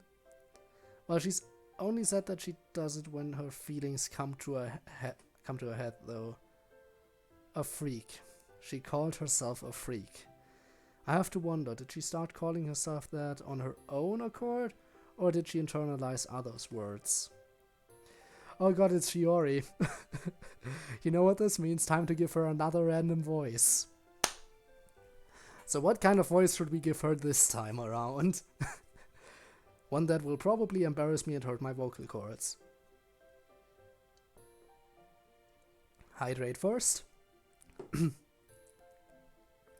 Okay. I need to think about this because why not? Let's put some thought into what kind of dumb voice she should have. You know, it's annoying that I'm actually gonna be stuck here for a while thinking about this sort of stuff.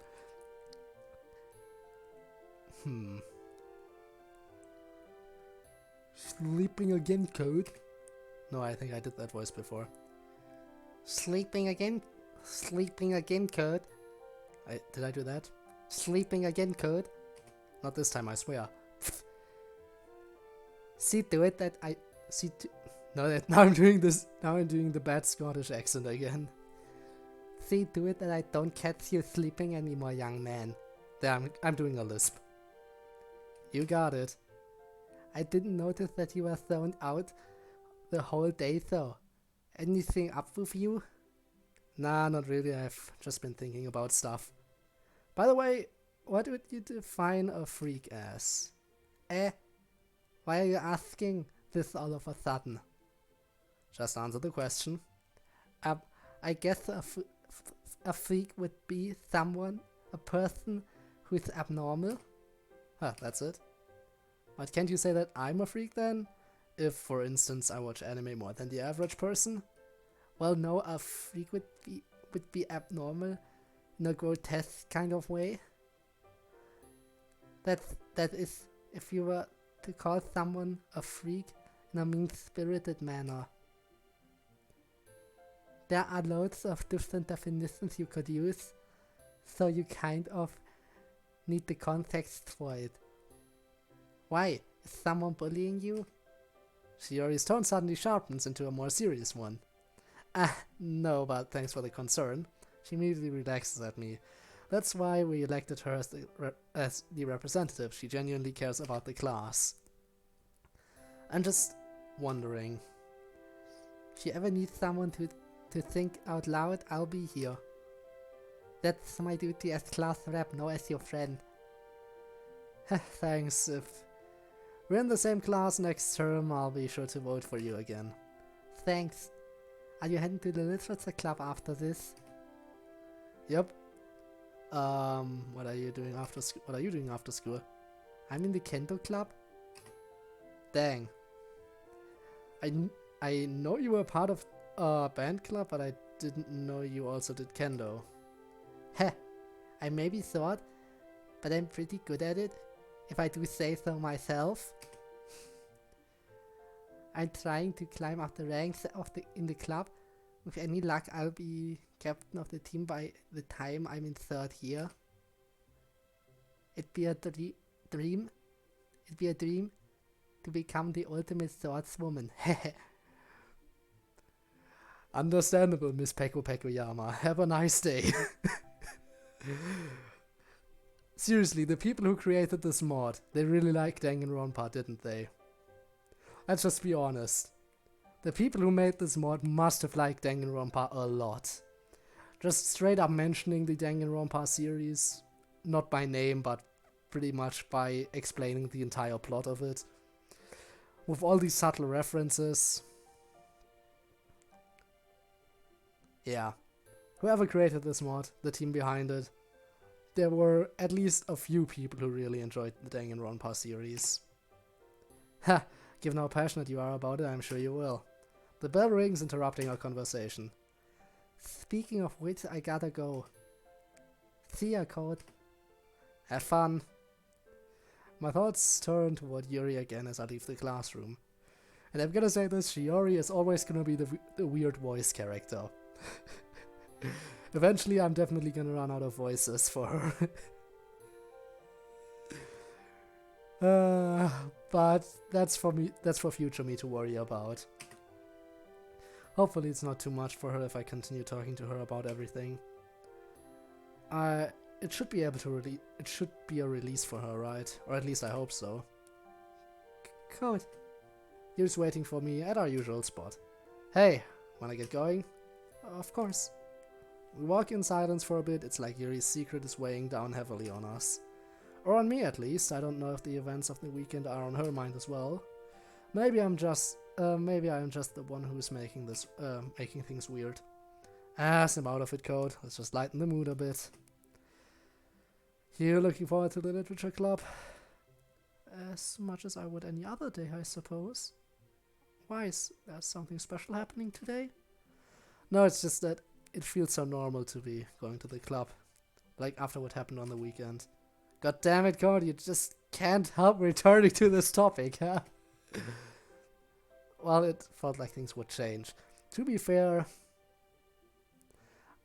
I'm not a genius at social interactions either. And it would be hard for me to come up with different conversation topics too, probably. And brainless mistake, hi. Finish my sentence. Why do I need to finish your sentence? Blank is God's work. Ooh.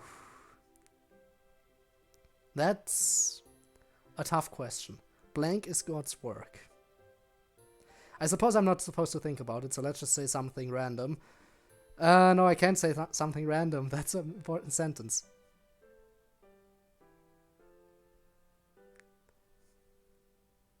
I know you probably just wanted me to go by my gut, but now I've already started thinking about it and there's no going back.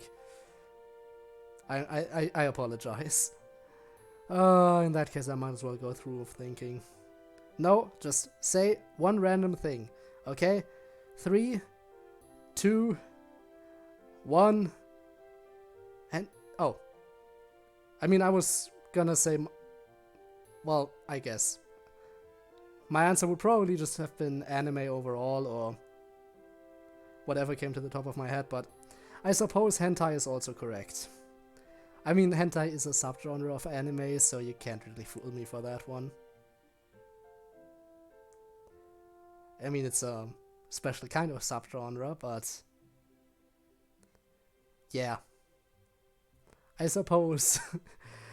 When you're right, you're right.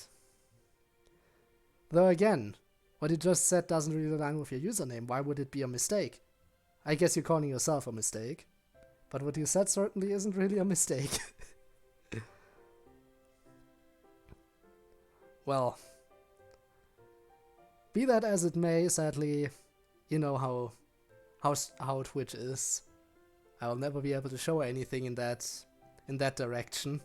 So I apologize again. I apologize that all the nude scenes in this mod will be censored. If we do even encounter one by today.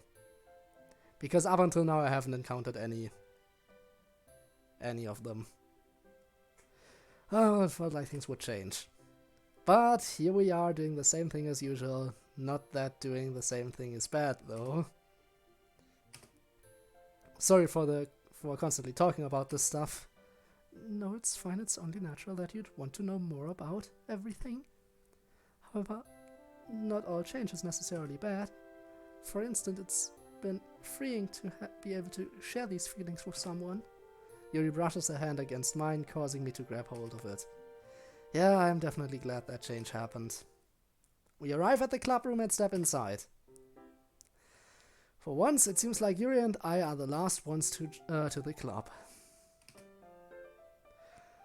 Monica, I haven't seen you in a while. How's it going? And Someone's been timed out. Oh, a link. Right. Yeah, sorry about that. I don't really want people posting links just in case it's spam or anything like that. But it's a very short timeout, it's mainly just a warning. So yeah, sorry, I don't really know what you were trying to post, but oh well. Now, Monica, it's been a while, and I still don't like doing your voice because it's really draining and cringy. Well, looks like the lovebirds are late. Had a secret tryst on your way over here? Yeah, I also think that my Monica voice is barely audible because going so high-pitched is hard for me to do. A blush spread across Yuri's face that makes me feel embarrassed. No, besides, we're not even late. Thou don't protest too much, methinks. Save it, Shakespeare. That is from Shakespeare, actually.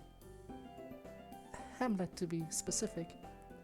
Trust in Yuri to know every single literary reference there is. Don't tell me we're going to start a unit on Shakespeare in the club now.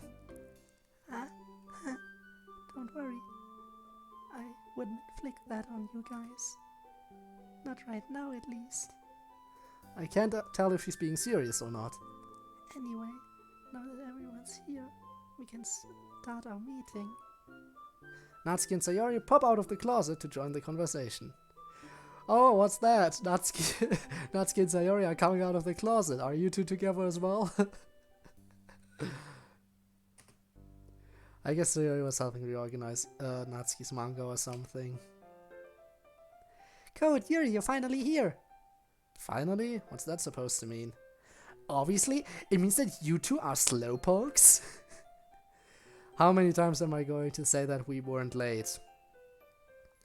Also, we've been streaming for almost 2 hours and finally we get to reunite with the rest of the club. I mean, I enjoy spending time with Yuri, but seeing all the others after all this time is... I suppose it is kind of nice. Although I don't really like doing Monica's voice. I still like her character, but a part of me still doesn't want her to talk too much just because my voice, I don't know. And of course, that's when she starts talking. All in good fun, Code. So, what did everyone do over the weekend? The weekend, it's kind of surreal to think that people were going about their days normally while Yuri and I were talking about such dark subject matters. Homework and manga for me? That sounds about right. I had to do some part-time work too. Oh, what kind of work is it? I bet it was something cute, like a waitress job at a maid cafe. What? Who do you think I am? It was, you know, this and that. See, Yuri, what did you do? Guess she doesn't want to talk about it, given her sudden change in subject. Maybe she really is working at a maid cafe.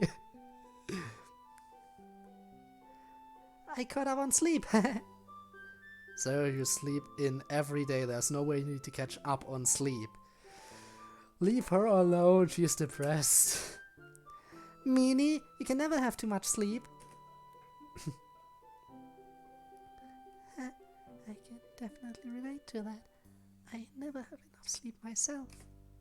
She sighs, a wry smile on her face. Not only do I have cram school and tennis practice every day, but I also have to deal with class rep and club duties. Jeez, humble brag much? Don't you ever have any time to yourself? Free time? To be honest, I'm busy so often that it's kind of a foreign concept to me. That's what I get for signing up to do so many things, though, huh? It can be truly surprising what a single person is capable of. Oh, that's just an exaggeration. There are lots of downsides to this kind of lifestyle. Monica's face visibly falls. It does sound kind of hellish not to have time to yourself. Does she even hang out with friends outside of school? Enough about me. What did you do, Yuri? I... Yuri gives me a pleading glance. Yuri and I hung out over the weekend. We talked a lot about stuff. Wow, what a lovey-dovey couple you are. Thanks for saving the PDA for the weekends. Natsuki pantomimes barfing, causing Sayori to giggle. When you guys start dating, I'm going to return all this teasing tenfold. Isn't that right, Yuri? I suppose so. Well, looks like you all have supremely exciting lives, eh? Really living on the edge, alright? Don't say edge, please. Because I still remember her line of cutting yourself on that edge, but oh well. How about keep up the excitement and share our poetry now? Crap, I totally forgot to write a poem. Hold on, I kind of have to talk to Yuri first, privately. Yuri shoots me a curious look. Right, we can just... It might be a long conversation, so you guys can go ahead and share poetry first. Is everyone else okay with that, Yuri? Everyone nods in affirmation. Okay then, don't take too long. You bet I'm gonna take as long as possible. Alright, come on Yuri, let's step outside for a bit. So what was it that you wanted to talk to me about? Oh well, to be honest I needed a distraction because I forgot to write a poem. Code? Sorry, wait, don't go back in. Yuri sighs and smiles patronizingly. Thanks for putting up with me, and now that I think about it, there is something I want to talk to you about anyway. I actually thought of it during the conversation back inside, but... Yuri, are you going to tell the others about your self-harm? No. She immediately panics at my question. I didn't mean right now. Sorry, I just meant eventually. When you're comfortable, of course. I see.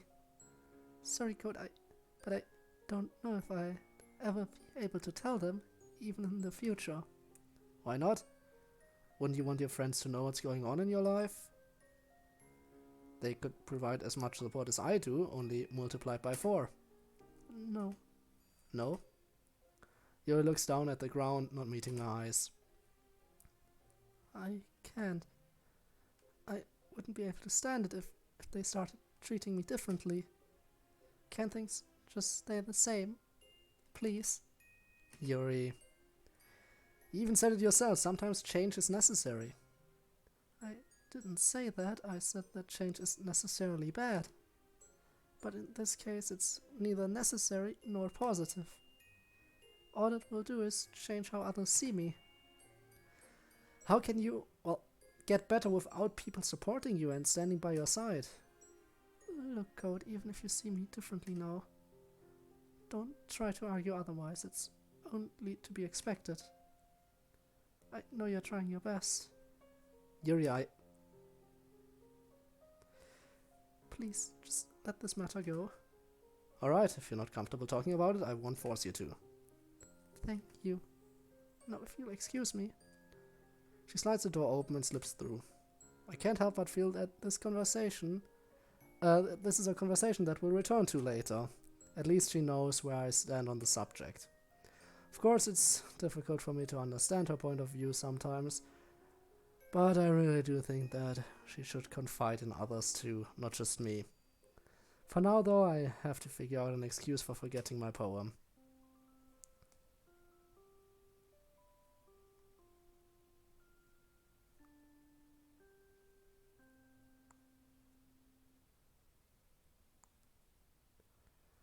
Alright. I guess we'll never know what kind of excuse we made.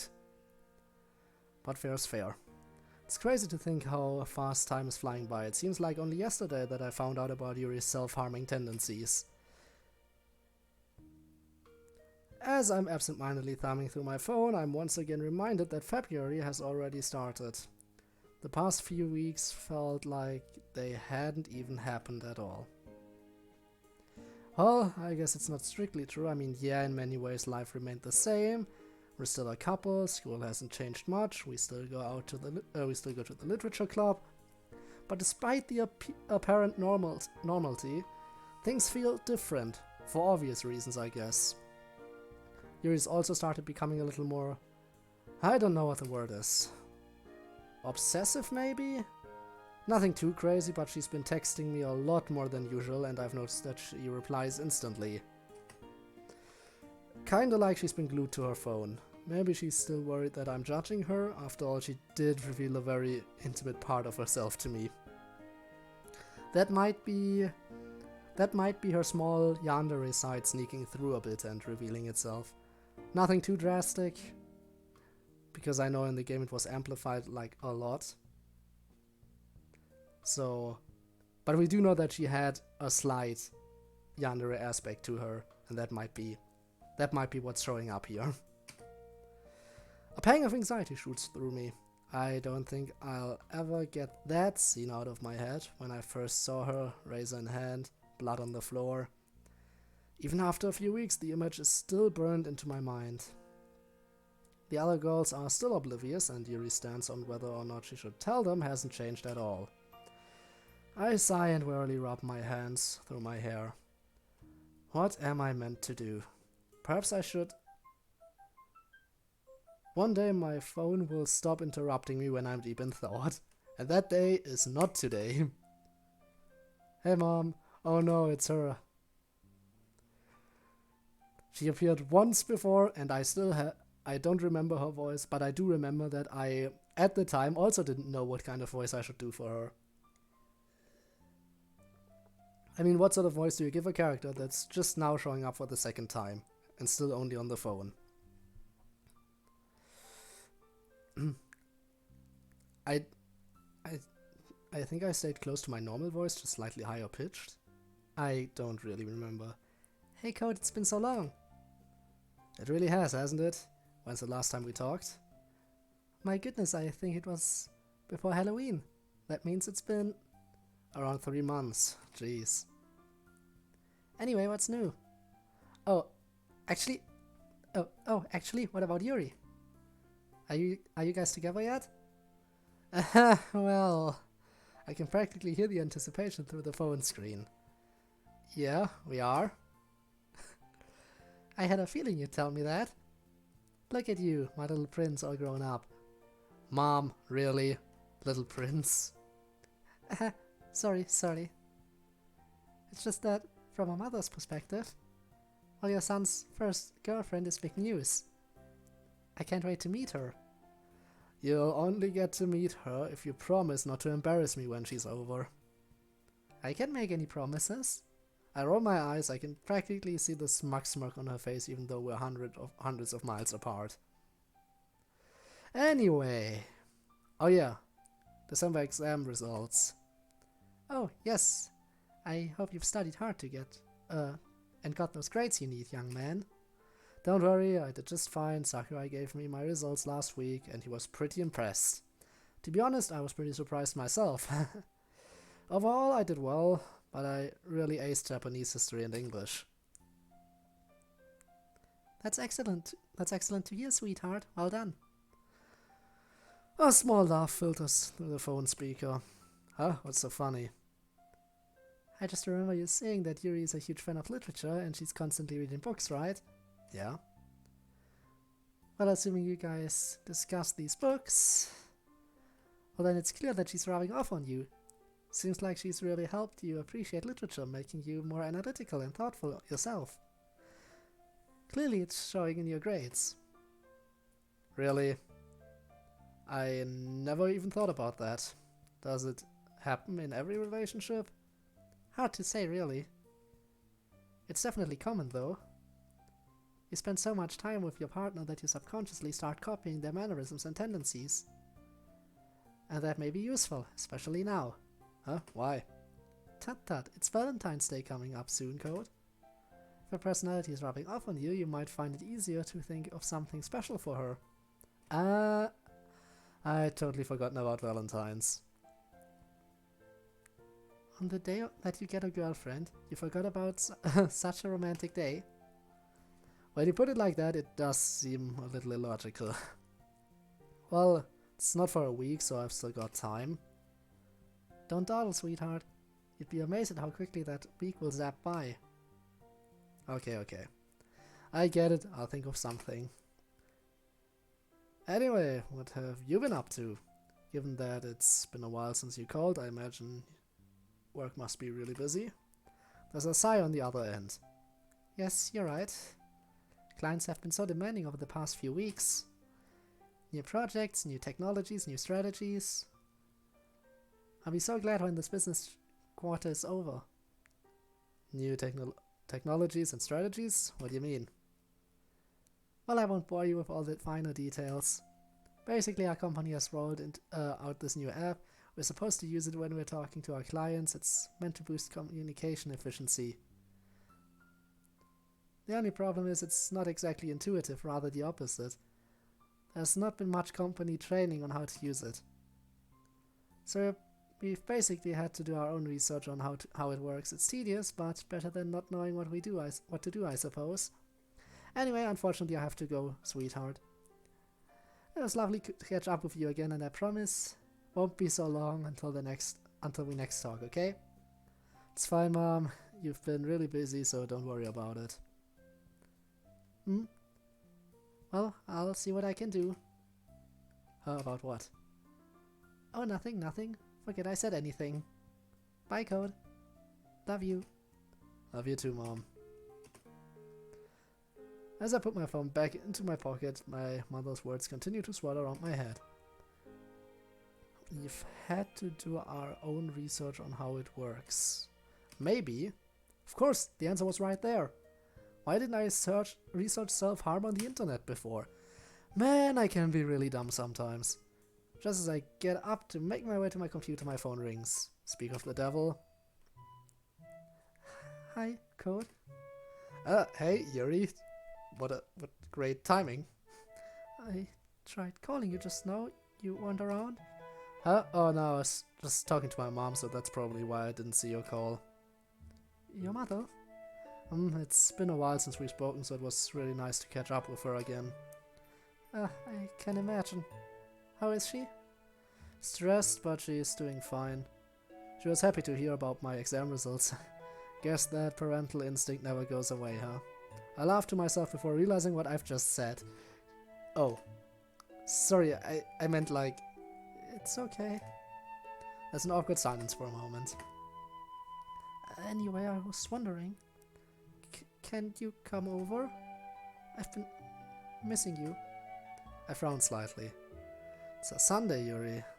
The last time you saw me was Friday. In school, it's only been 2 days. Is everything alright? Yes, I'm fine. I just really want to see you right now. It's happening the first time we're actually going over to her house, and not the other way around. Ah, okay. Yeah, I'll be right over. Huh, so it's my first time going to Yuri's house, huh? Strange to think this is the first time it's happening, even though we've known each other for months. After exchanging a kiss, I take a seat on the bed right next to Yuri. She's blushing slightly. Huh.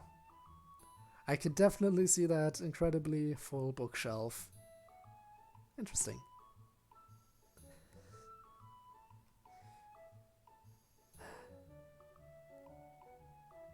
You know, your bedroom looks exactly how I imagined it would. What do you mean? Just looks really elegant and tidy. Much like you. And of course only you would have a huge bookshelf right next to your bed. How many times have you tried to reach over to your bookshelf while you were snuggled under the sheets? She smiles bashfully, never stops being heartwarming. Maybe a few times. By the way, Code. Would you like to see my get your mind out of the gutter, Code, yeah. Don't think of anything strange. She probably means her knife collection, right? Your what? I'm painfully aware of the suggestive tone the conversation has suddenly adopted. Judging by the furious blushing on Yuri's face, it's safe to say that I'm not the only one. Although you'll probably think it's really weird. Wait, are we thinking of different things? She reaches towards her desk and pulls out a medium-sized black box. Well, you remember how I said I have a knife collection?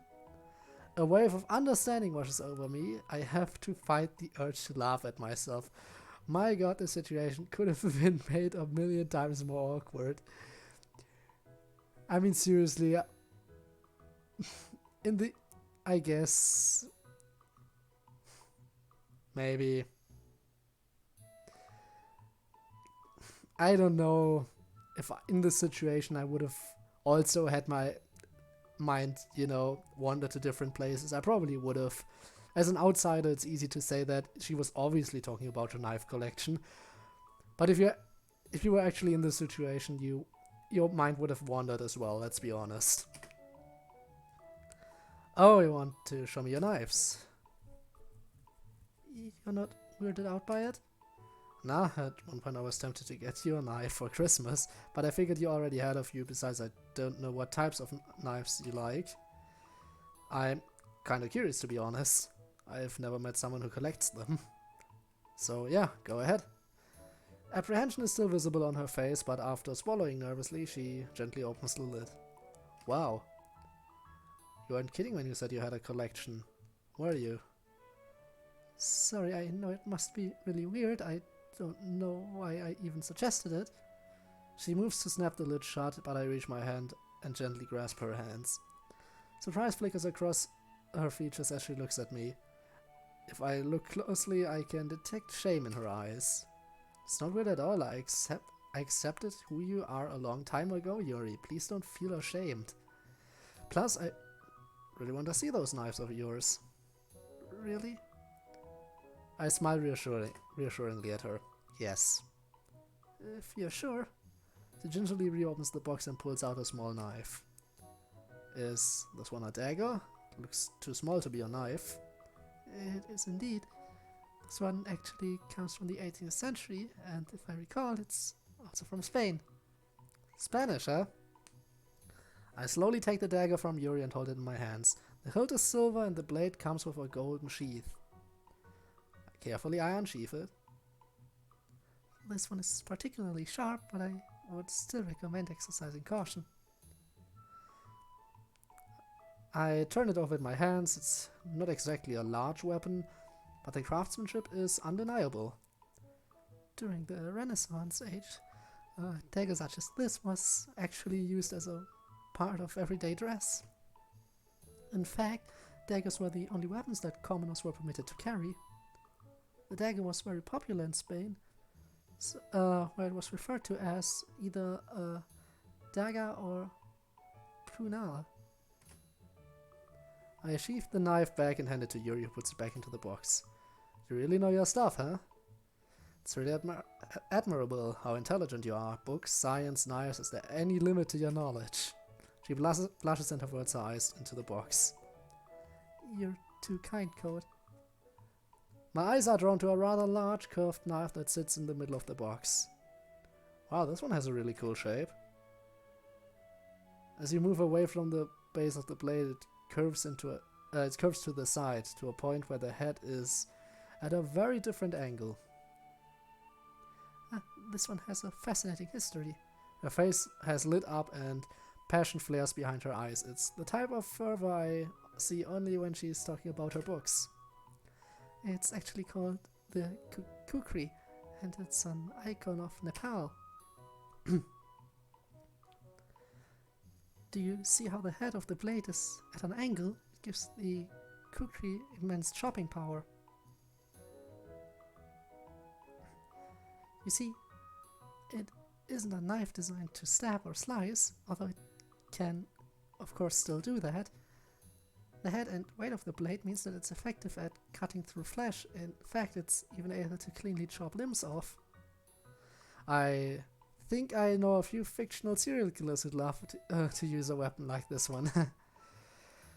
But what's with the little notch above the handle? Essentially, it's to stop blood from dripping onto the user's hands. That would make the handle slippery and impractical.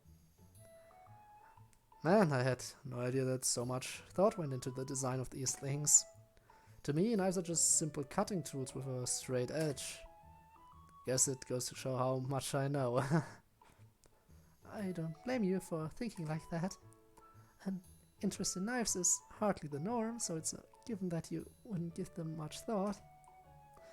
She holds the kukri up and slowly turns it around in her hands. From her expression, it's clear that she's admiring the blade.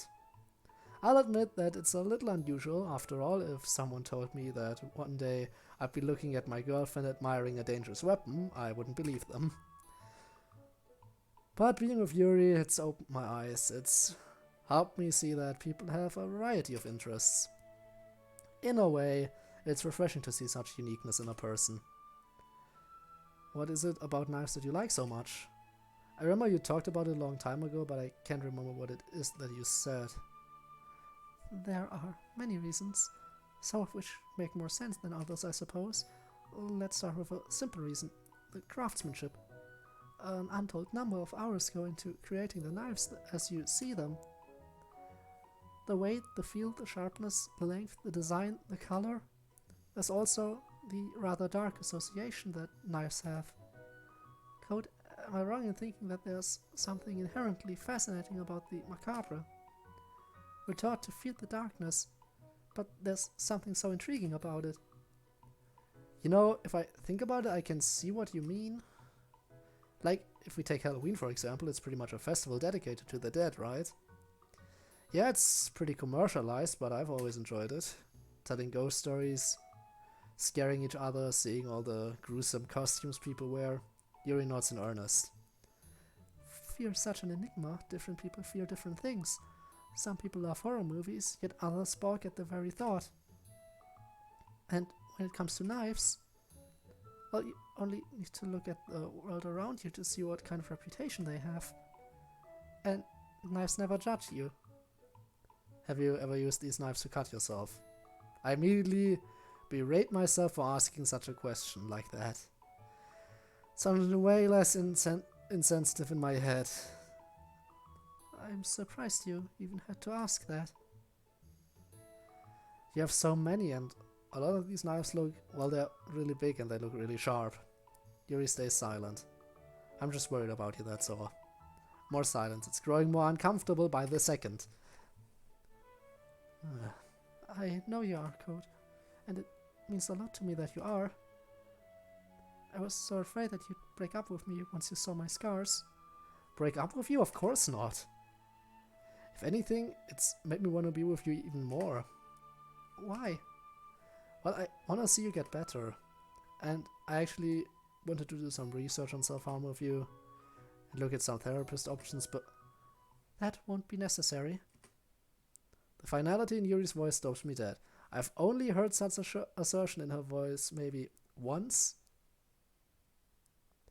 It's definitely rare, I guess. Why not? Because I don't want to go to therapy. Don't you want to stop cutting? Self-harming is the only way I've ever known how to deal with my issues. It's the only way I've been able to express myself. But we both know it's not healthy. It's not a healthy way to deal with your feelings, Yuri. What if you cut too deeply? Or, I don't know, cut a vein or something? I won't. I know which places are safe to cut and which specific areas to avoid. That doesn't make me feel much better, you know. I'm sorry. She sighs deeply. To be honest, I knew that you'd eventually ask me to try therapy.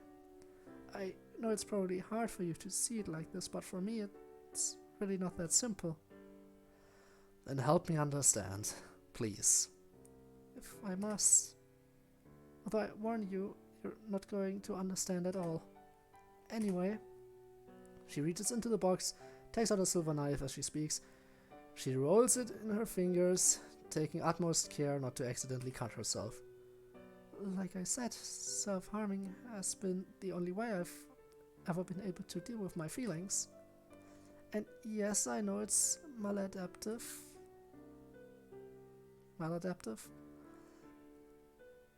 But you have to understand that for me it's like a routine. It may not be a good approach, but it's the only approach I have. And what's the whole point of therapy? To get me to stop self-harming.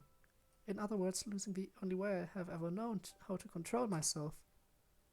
I simply couldn't imagine another way of dealing with things. Plus, the thought of opening up to a complete stranger about my innermost insecurities is simply unimaginable. Okay, I guess I definitely see why people have issues with that. Sharing that stuff with a stranger can be difficult, I guess. That's why it's... I mean, otherwise all those people would probably have got... Those kinds of people, if they were comfortable with it, they probably would have gone to therapy at some point as well. There are many people out there in the real world too who probably should seek therapy, but they just might have the same problem. Again, I'm rambling like I know this stuff, but I don't. I should really stop doing these sorts of discussions, I guess. I really should just focus on doing what I can actually do, and that is playing a game. Which is one of the only things I'm good at. And even there I'm pretty mediocre, if I do say so myself. I hid it from my parents, I hid it from you. The only reason you knew about my habit was simply through chance. There's an awful lot of vulnerability and blind trust to put into a random stranger, don't you think? As much as I had to admit it, yeah, I can definitely see what she means. It's easy for me to stand here and ask her to see a therapist, but it's a whole different story for her. If it's any consolation, Code, I don't exactly cut frequently. I won't deny that it still happens, but ever since we started dating, it happens a little less. Really? Yes. Having someone to talk to, someone who's open-minded, who's willing to listen to me ramble on about literature or look at knives with me, it does make a difference. She slowly inches her face closer to mine. It's amazing how much of a difference just one person can make. So, thank you. She tentatively reaches her arm out for a hug. I comply instantly and pull her close. Her head rests against my chest. Yuri? Look, I get it. I know you don't want to see a therapist. But can you at least promise me that you'll think about it? For my sake. Or for yours. She looks up at me. Code? Please, I'm serious. I know you don't want to, but this isn't something I can ignore. Okay. I promise that I'll at least consider it. But please don't get your hopes up, okay? Alright. That's all I can ask for now. She nods slowly. By the way, I've been meaning to ask you, would you like to read the first ghost story I ever read with me? You still got it on you? Of course, it's one of the strongest reminders I have of my parents. Sadness flickers over her features. I quickly reply. Of course. Where is it? She motions to a bookshelf. She motions to a book, resting snugly on the bookshelf next to her bed. Even though it's a little sad to think about how the book serves as a memory of her dead parents, it's endearing that it's so close to her bed. Almost like a guardian that watches over her when she sleeps. Man, Mom was right. I really do sound like Yuri. Not like that's a bad thing.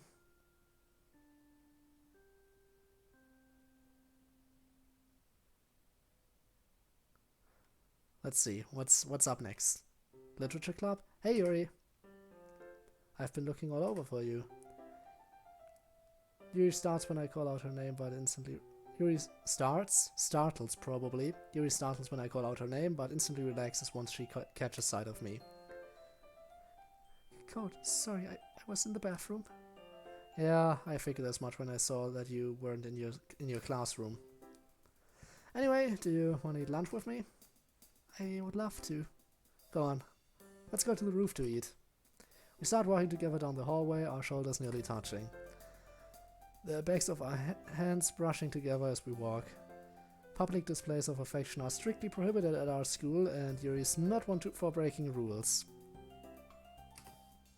Still, even this small touch sparks electricity between us. I stealthily link our pinky fingers together, prompting a shy smile from Yuri. We walk together in companionable silence, passing by the occasional student and hearing snatches of conversation from within classrooms. Also, why would that be forbidden at school, you know, display of affection? I mean, as long as it's not overdone, but like, oh no, I guess, oh no, holding hands, how lewd, how dare you hold hands in a public area, much less a school. You criminals. Is it really that bad? I guess hand holding is pretty much the lewdest thing you can imagine. Code, isn't the stairwell to the roof in the other direction? Huh? I guess I was just following you. But I was following you.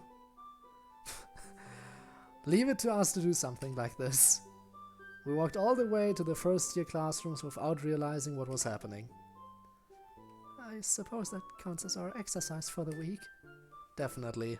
As we turn around to head back, I notice Yuri cautiously peeking in one of the classrooms.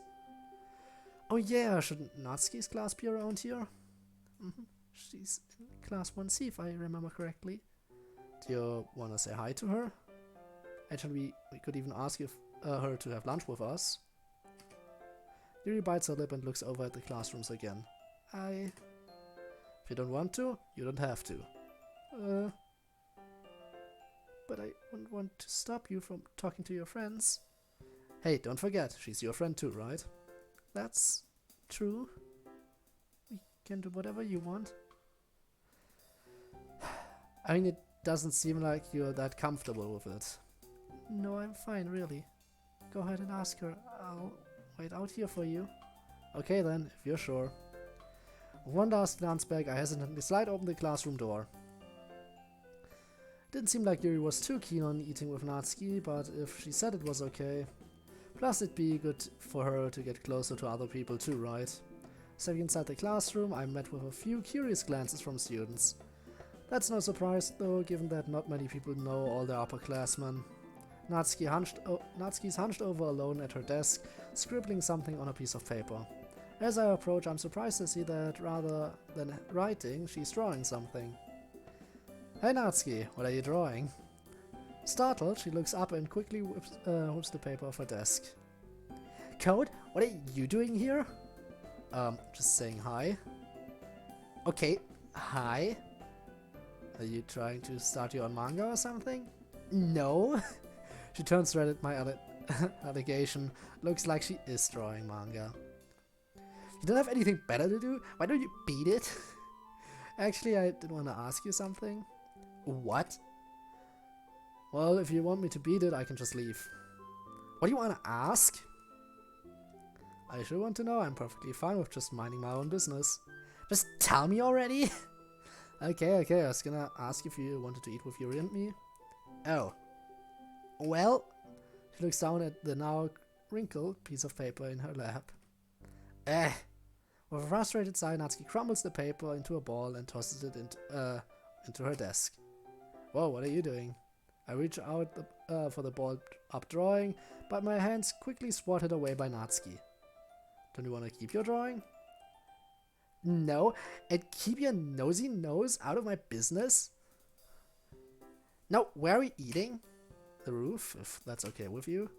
Yep, just lead the way. As we head for the door, I still can't help but feel bothered at her tossing away her hard work.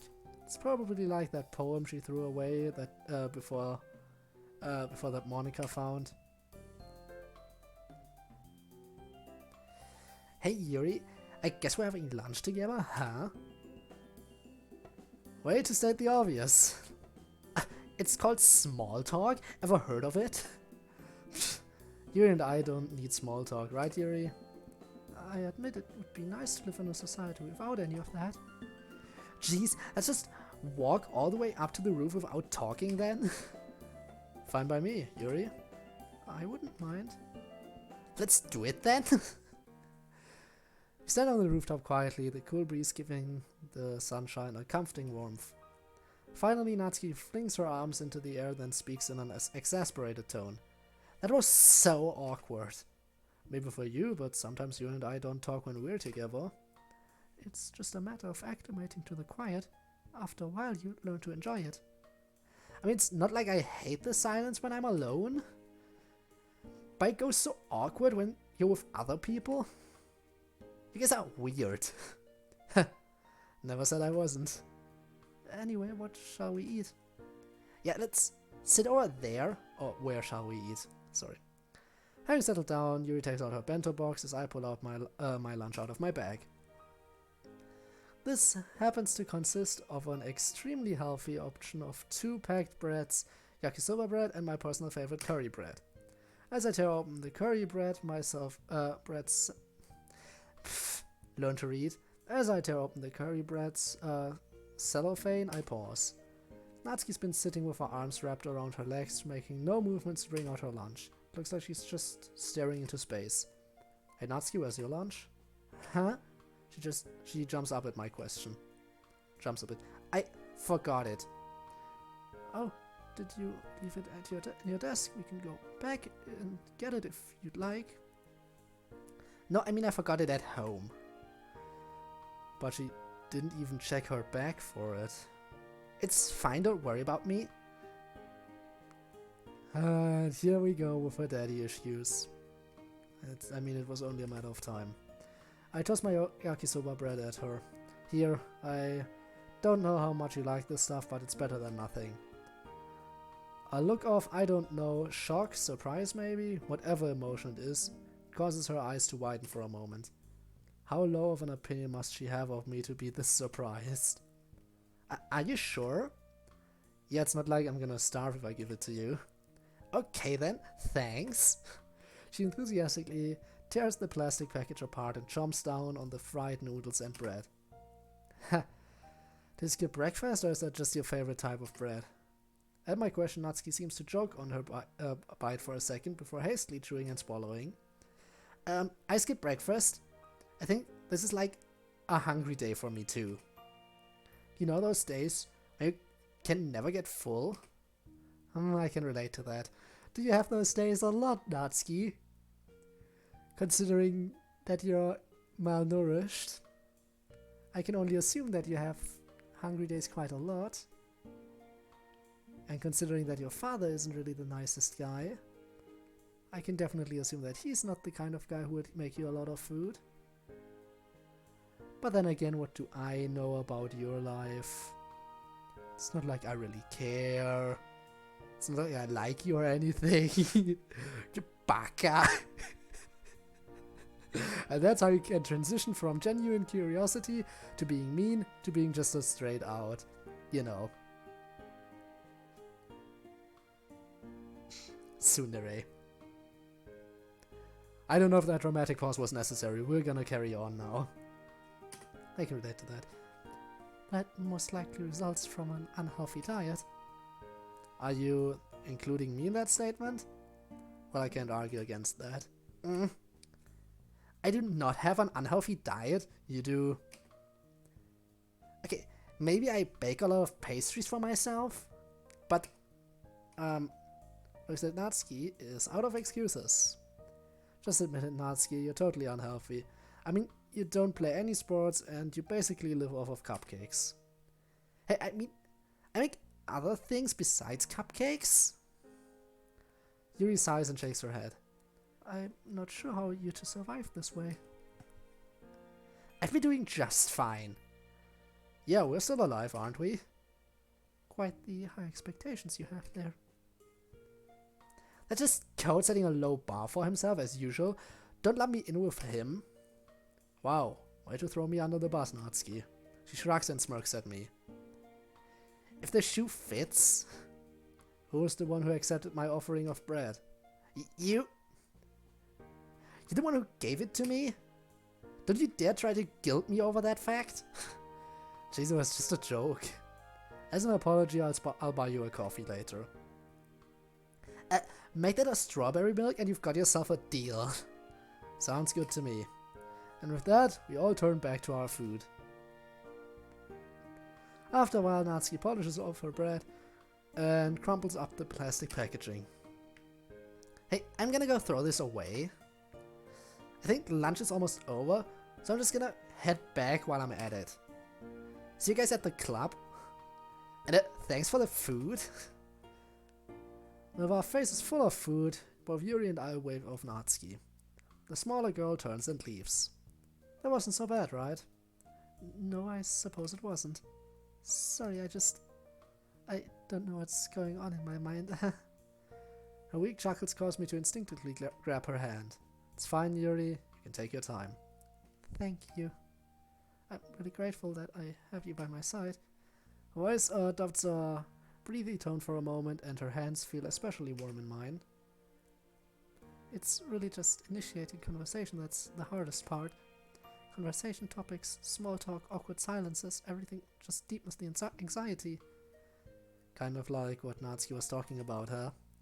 Yes, I don't normally mind the silence, but when I'm made hyper aware of it, that's perfectly fine, Yuri. I think most people can relate to at least some of what you're feeling. Yeah, I'm usually fond of just silent. I usually don't mind silence either, but sometimes it can get awkward. I don't know.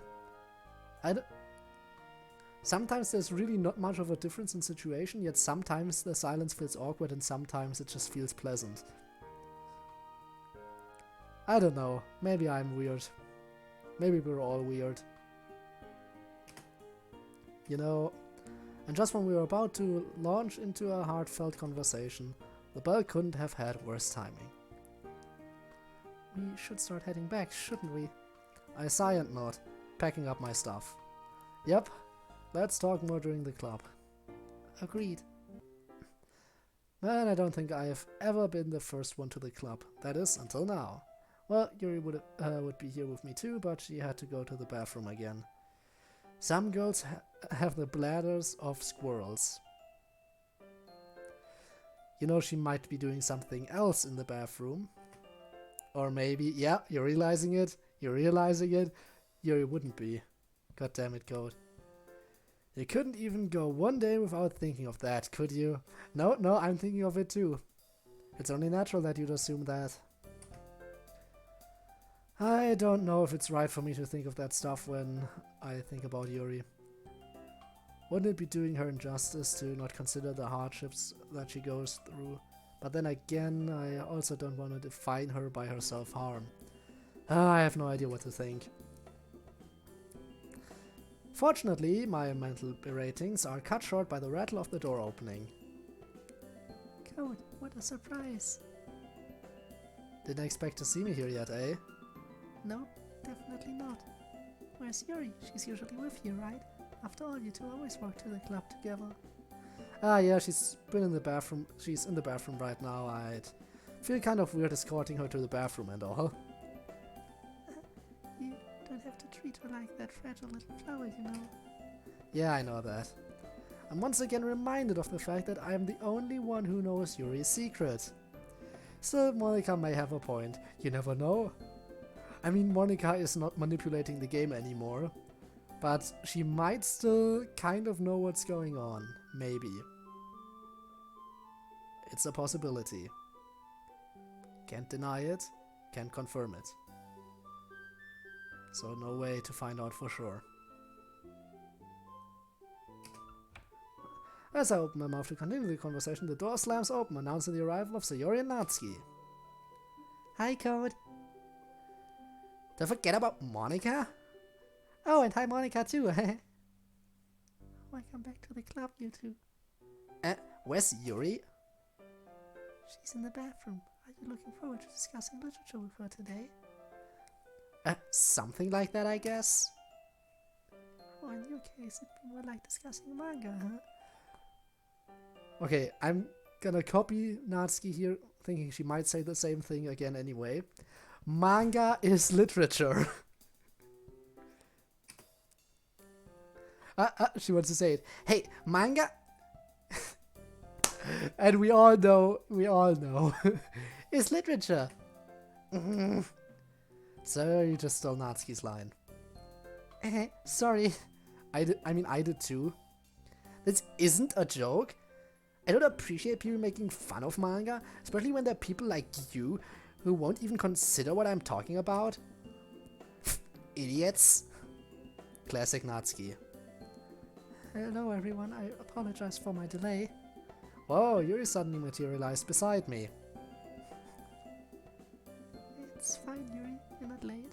Now that everyone's here though, we can get the meeting started. As per usual, we'll be having a bit more free time first, followed by poetry discussion and general announcements. Okay everyone, let's get busy. We begin to split into smaller groups. We begin to split into smaller groups at that, with Monica leading the way by gently shuffling Sayori off into a corner of the room.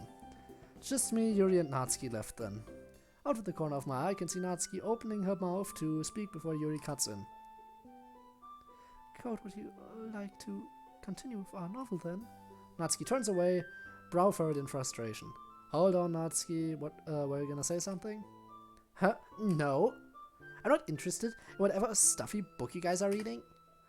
She glances over at Yuri as she says this. I don't know how accurate my hunch is, but I've got the feeling that Natsuki wants to talk to Yuri more. Come on, spit it out. What happened to our lunchtime bonding? It's none of your business. I wasn't even gonna talk to you. Sorry if this is presumptuous, but did you want to speak with me then? Huh? Never mind. The smaller girl quickly spins around to flee the scene. I know that Yuri wants to get on with the book that we're reading, but Natsuki seems pretty eager to talk to her. Should I just hang out with Yuri or encourage her to talk to Natsuki for a change? I have to admit, I'm a bit reluctant to give up quality time with my girlfriend, but then again, I can read with her another time too. Either way, I need to make a decision before Natsuki hides away with her manga again. We need to get her to talk. She needs to... I know I want to spend more time with her, but she needs to talk to other people too. Sorry, Yuri. We're gonna hang out with Natsuki. I know I would normally like to spend more time with you alone, but I feel like this is best for you. We've talked about this before. You need to get more in touch with other people as well. Especially, you know, Natsuki is a little bit unapproachable, so I guess it's only fair that I help out in this case. Knowing Natsuki, she's probably going to bottle this up and never talk about it again if we don't stop her. So for the sake of everyone's sanity, it'd probably be for the best if Yuri just talks to her now. Hey Yuri, I think you should actually follow up with Natsuki. Do you not want to read today? No, it's not that it's just that I think Natsuki really wants to talk to you. You have a point there. To be honest, I am curious about it. Alright then, if it's fine with you, I'll go speak to her now. Go for it. I'll just do homework or something instead. Lord knows I need to work on procrastinating less. I wave off Yuri as I pull my workbooks out with a sigh. Guess I'll be pulling a Monica today. Just finished a particularly difficult math problem when Monica suddenly interrupts my concentration. Given my feelings on math, I can't say that it's an unwelcome distraction though. Okay everyone, it's getting late, so let's hurry up and share our poetry. As I put away my workbook, I sense a presence that appears before me. It's Yuri. But just as I'm about to speak to her, Monica interrupts me. Code, you remember to write a poem this time, right? Monica says this with a bright smile on her face, however, I can't help but feel a threatening edge to her voice. Man, when did cute girls become so scary? Yeah, I did. I hope I did you proud with it. We'll see. I pull out my poem and turn to Yuri, offering up my handiwork. So, how'd it go with Natsuki? She pauses as she takes my poem, clearly mulling over her words. Finally, she starts speaking with a smile. Well, I can't say that went smoothly the entire time. She was quite evasive and prickly when I first confronted her, although there's no doubt that my awkwardness factored into it. This may surprise you, but I don't think I've ever approached Natsuki on my own before. So that didn't help matters either. That's par for the course when it comes to Natsuki. And don't worry too much about being awkward. You come off as very well spoken in general. Really? I wouldn't have thought so. Really, not to downplay your own insecurities, of course, but I do think that you're overthinking. Really, not to downplay your own insecurities, of course, but I do think that you are overthinking things a lot. Sometimes there's these small mistakes that you just notice. Oh well. That might be an understatement. Anyway, after a bit we began discussing topics, such as our interests. To summarize, we just had a normal conversation. It was the kind of banal conversation that people have every day, but somehow it made me feel content. Her eyes sparkle with life as she says this. That's understandable after all. Isn't a happy life usually made up of multiple small satisfying moments rather than a few huge joyous moments? You're right. All these things happening makes me wonder why Natsuki and I fought so vehemently in the past. Part of it was because of the differences in your poetry styles, right? I suppose when two passionate opposing opinions clash, absolute pandemonium ensues.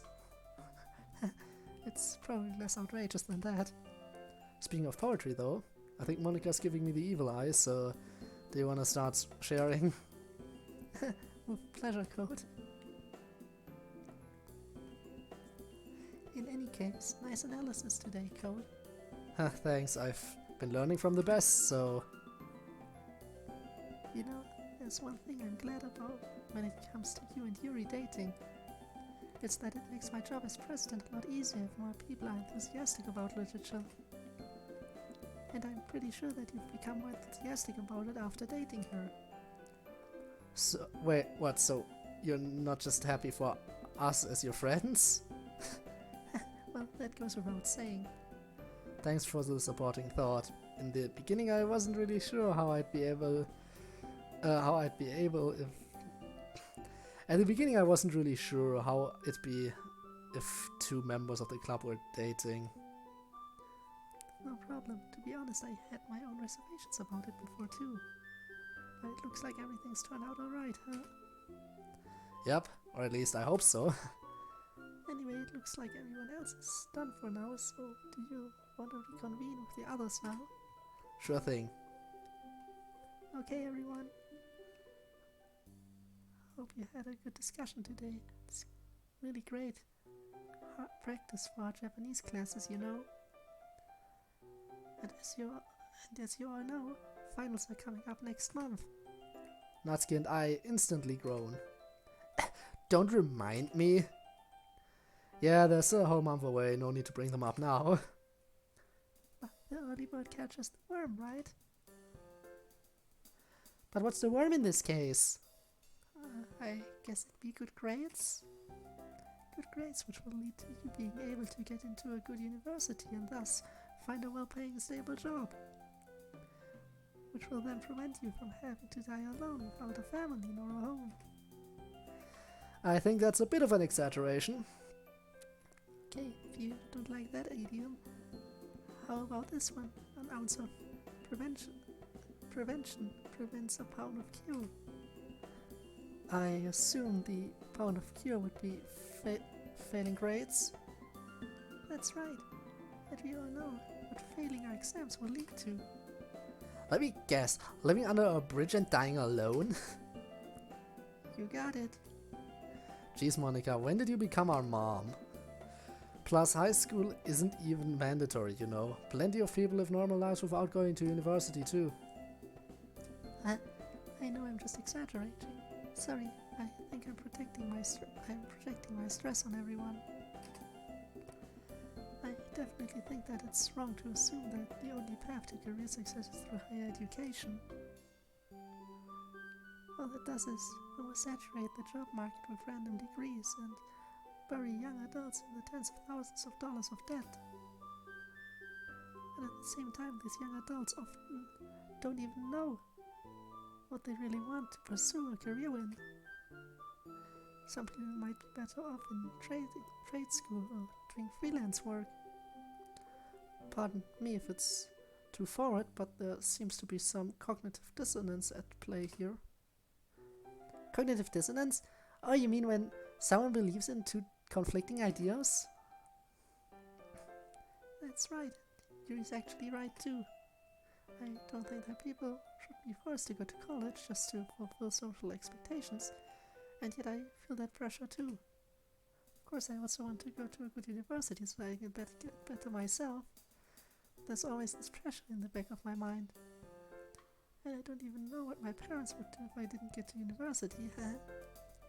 So I guess all that stuff you said before about pressure and being busy was true, huh?